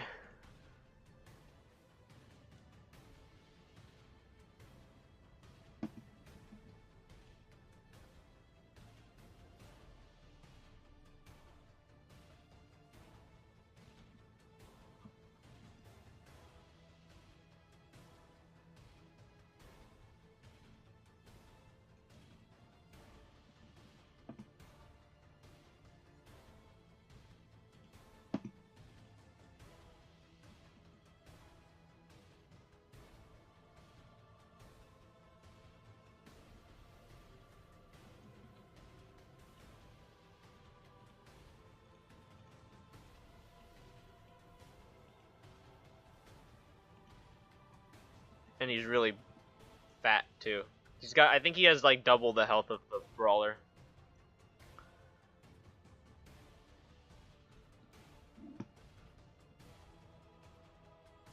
Nah, that's not looking good.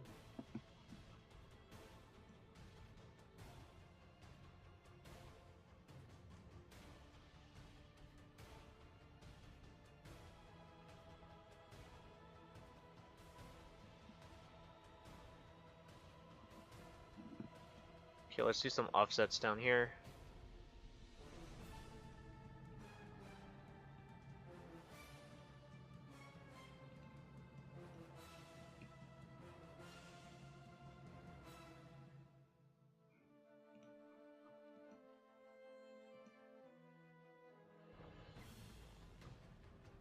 Same for the rope.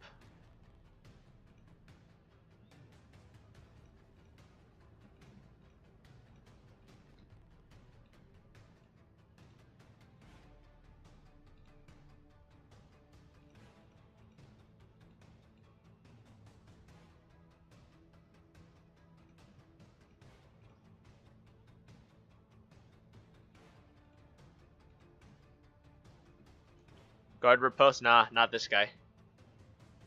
The other one, there's another guard enemy that is a guard riposte though. He's easier to kill though. He's like he's about the same toughness as the brawler, so he's easier to kill, but he's got guard riposte for sure. Oh, the rope moves too much, you think? Oh yeah. Well, what's up, Lazy? How you doing? Enemy thrall. Yeah, that's basically what this guy is. He's a big fat thrall with a shield. Feels a bit off for his loincloth to be moving more than he is. I guess that's true, yeah.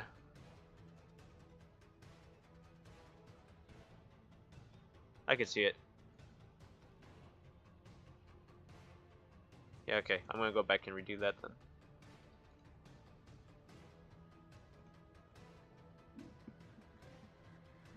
Let's see. Okay, right here.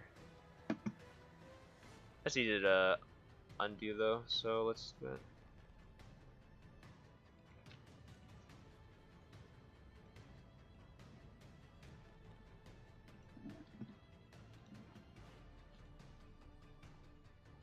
Okay.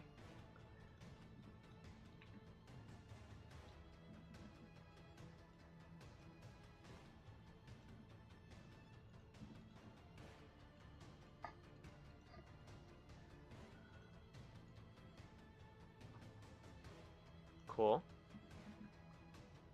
And then let's do the same for the rope.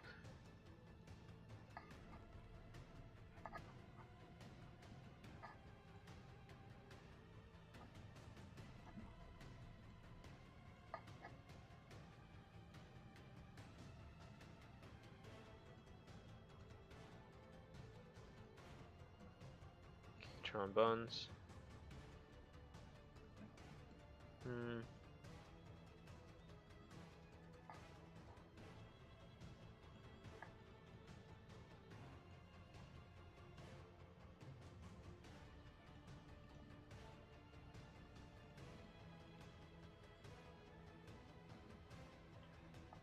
So I'm gonna fix this.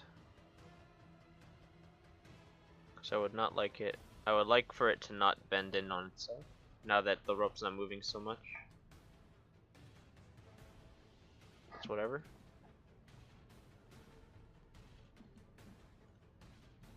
Okay, now I'm gonna offset it.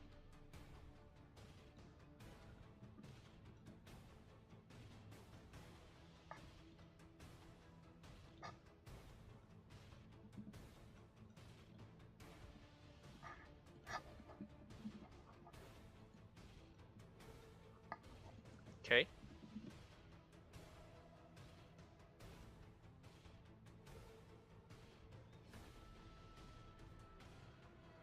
Let's do some belt movements because it's not moving at all. So he's going down-ish.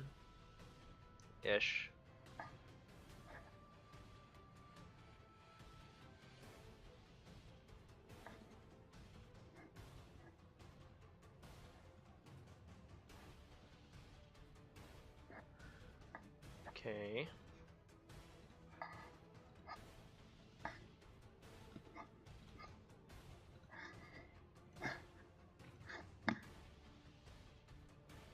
Yep, that's way too much movement.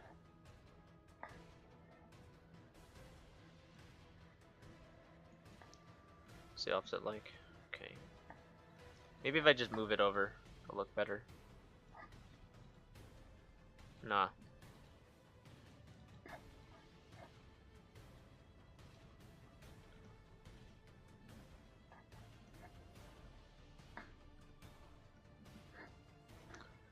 Move it up some more. Oh, whoops.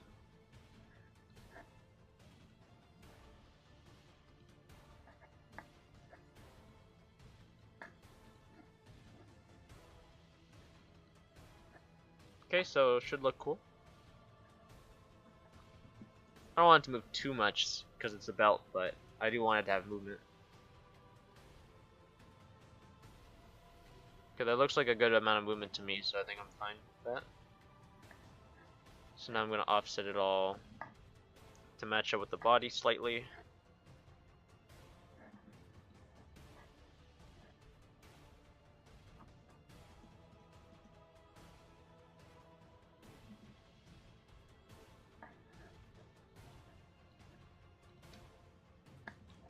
So it goes up here, and the belt goes in the opposite direction. There we go.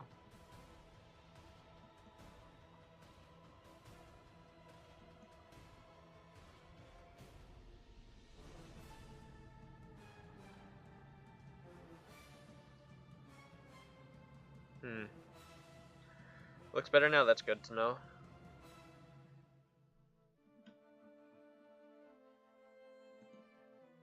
I think this belt's moving too much, so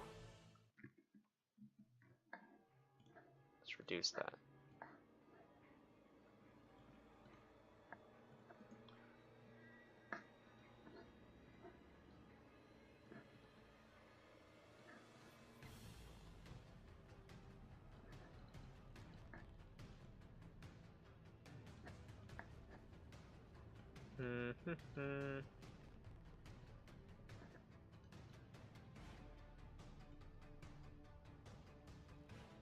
Okay, so it barely moves, but it moves a little bit, which is good. So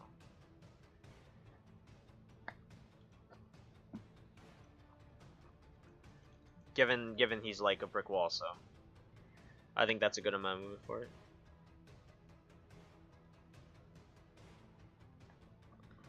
So the hip cloth.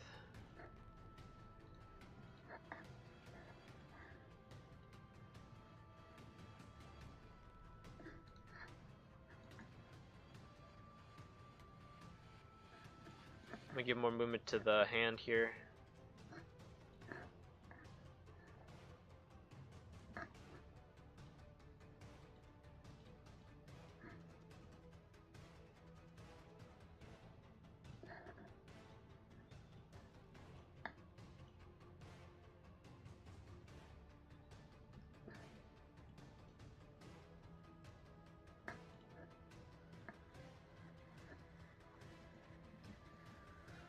Okay.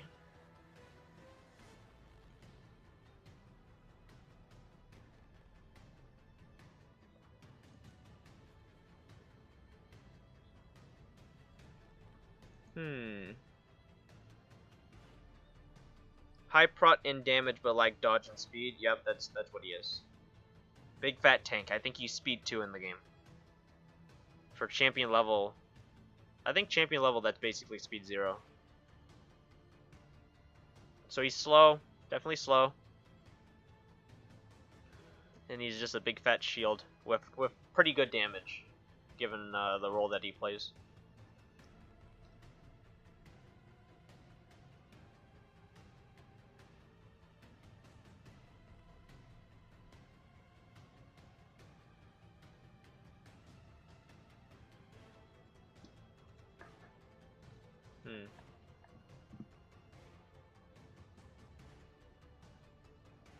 I think he's done. I want to say he's done. Looks like everything's moving pretty nicely.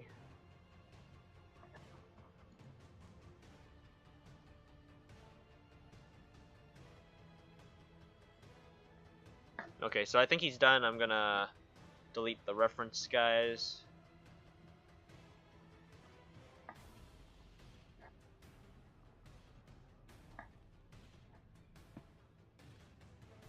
Oh yeah, like the octopus boy. Yeah, this is he basically fills the same role. The difference is that this guy's like a lot more tougher. It's just he doesn't apply any dots or anything.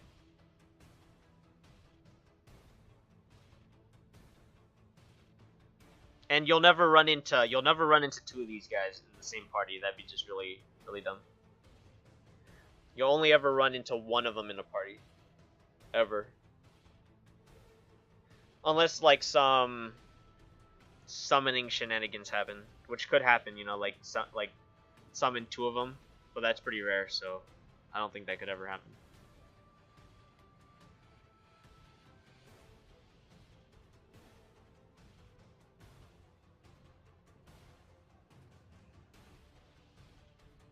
He's fine, dude. Who cares if he slams on his foot? He's undead, he doesn't care. I think it's fine as is. Okay, so let's export this guy.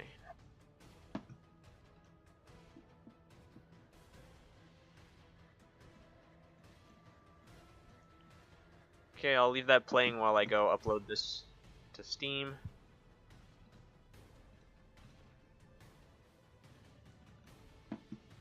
And then we'll see him in game to see if he actually looks good. Because last time we did this, some of the characters didn't actually look really good in the game. So we'll see if we'll see how he looks in there, next to the rest of his cultist buddies.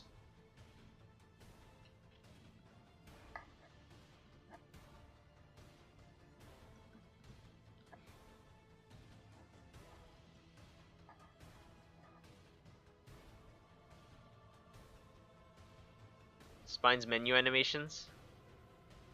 Yeah, he's undead, Dexy. He's got like the scars and everything to show that he's undead. That's like part of like the cultists in this region is that some of them are unholy.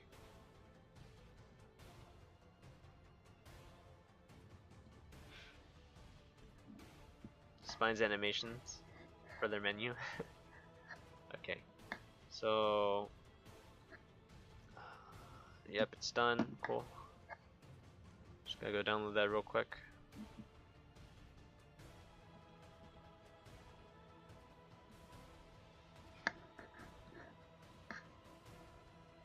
Yeah, he's pretty cool.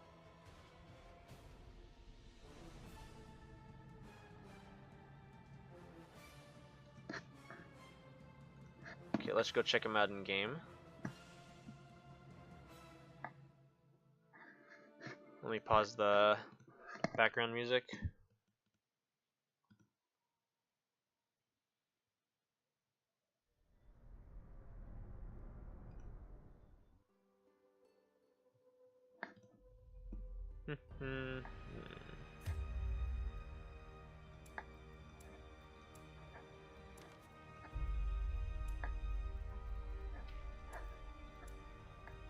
Let's check him out.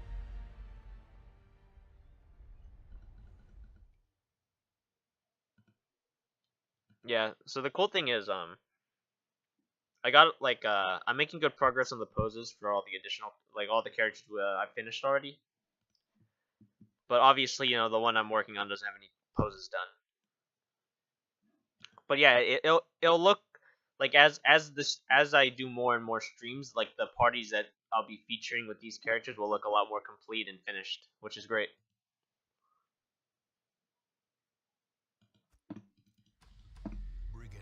Here we go. Here's the full party. Dispatch this thug in brutal fashion, that all may hear of your arrival.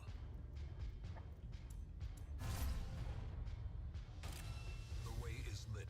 The path is clear. We require only the strength. So we'll let them do their actions so they get rid of the halo above their heads.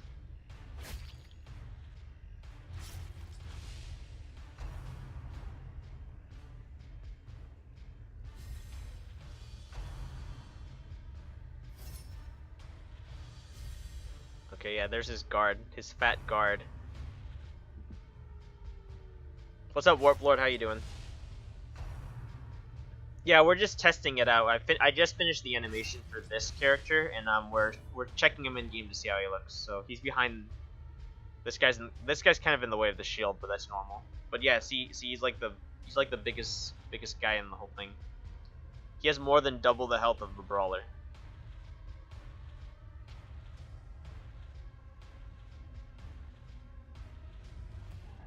So yeah, that's him. Okay, now let me just stare at him for a bit.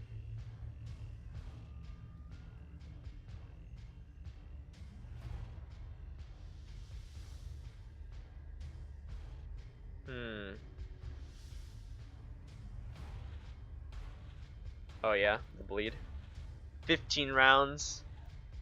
Reynolds got screwed.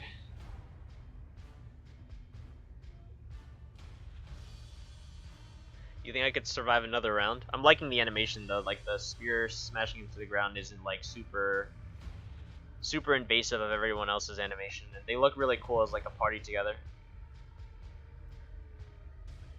But yeah, this is a big boy. 57 HP. 57 HP with 58% prot.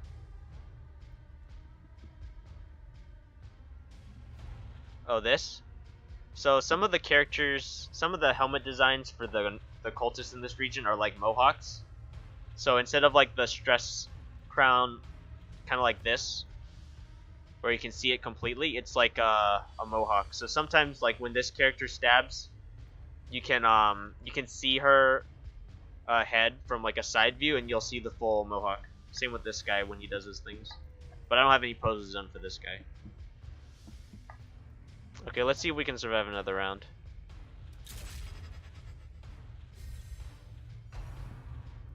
Oh, rip.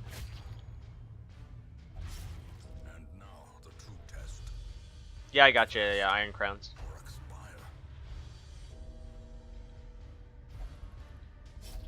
expire. Reynolds survived. Okay, cool.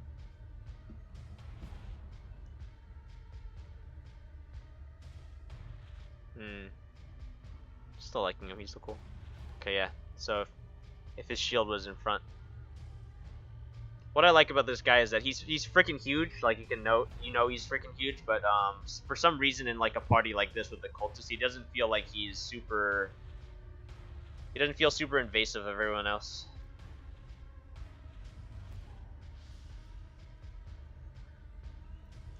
He had a plus 45% damage buff on that attack too. Yeah, exactly. We're not welcome in this city of theirs. Okay, yeah, I think I'm liking him. He looks cool. Yeah, but like I said, he's huge. He's like a big fat guy, but he doesn't, for some reason he doesn't feel like he's invading in these guys' space as much as you would think he would. He feels good in his slot. In his character slot.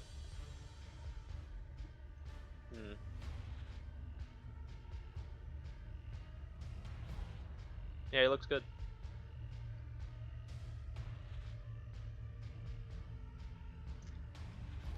Okay, well then that's gonna be the stream, guys. So thanks for Thanks for tuning into the stream and watching me animate this big fat guy. If you enjoyed any part of it, consider supporting me on Patreon. I post a lot of like my work in progress stuff on there as like a $10 reward if you want to check that out. And I'll be back next week with another stream. I'm gonna be animating like one of the Harpy characters, as you can see in the bottom in the bio description thing. It's one of like the elite monsters, so I'm gonna try to put some extra attention into making him look super fierce and menacing. But yeah, thanks for tuning in, guys. See you next week.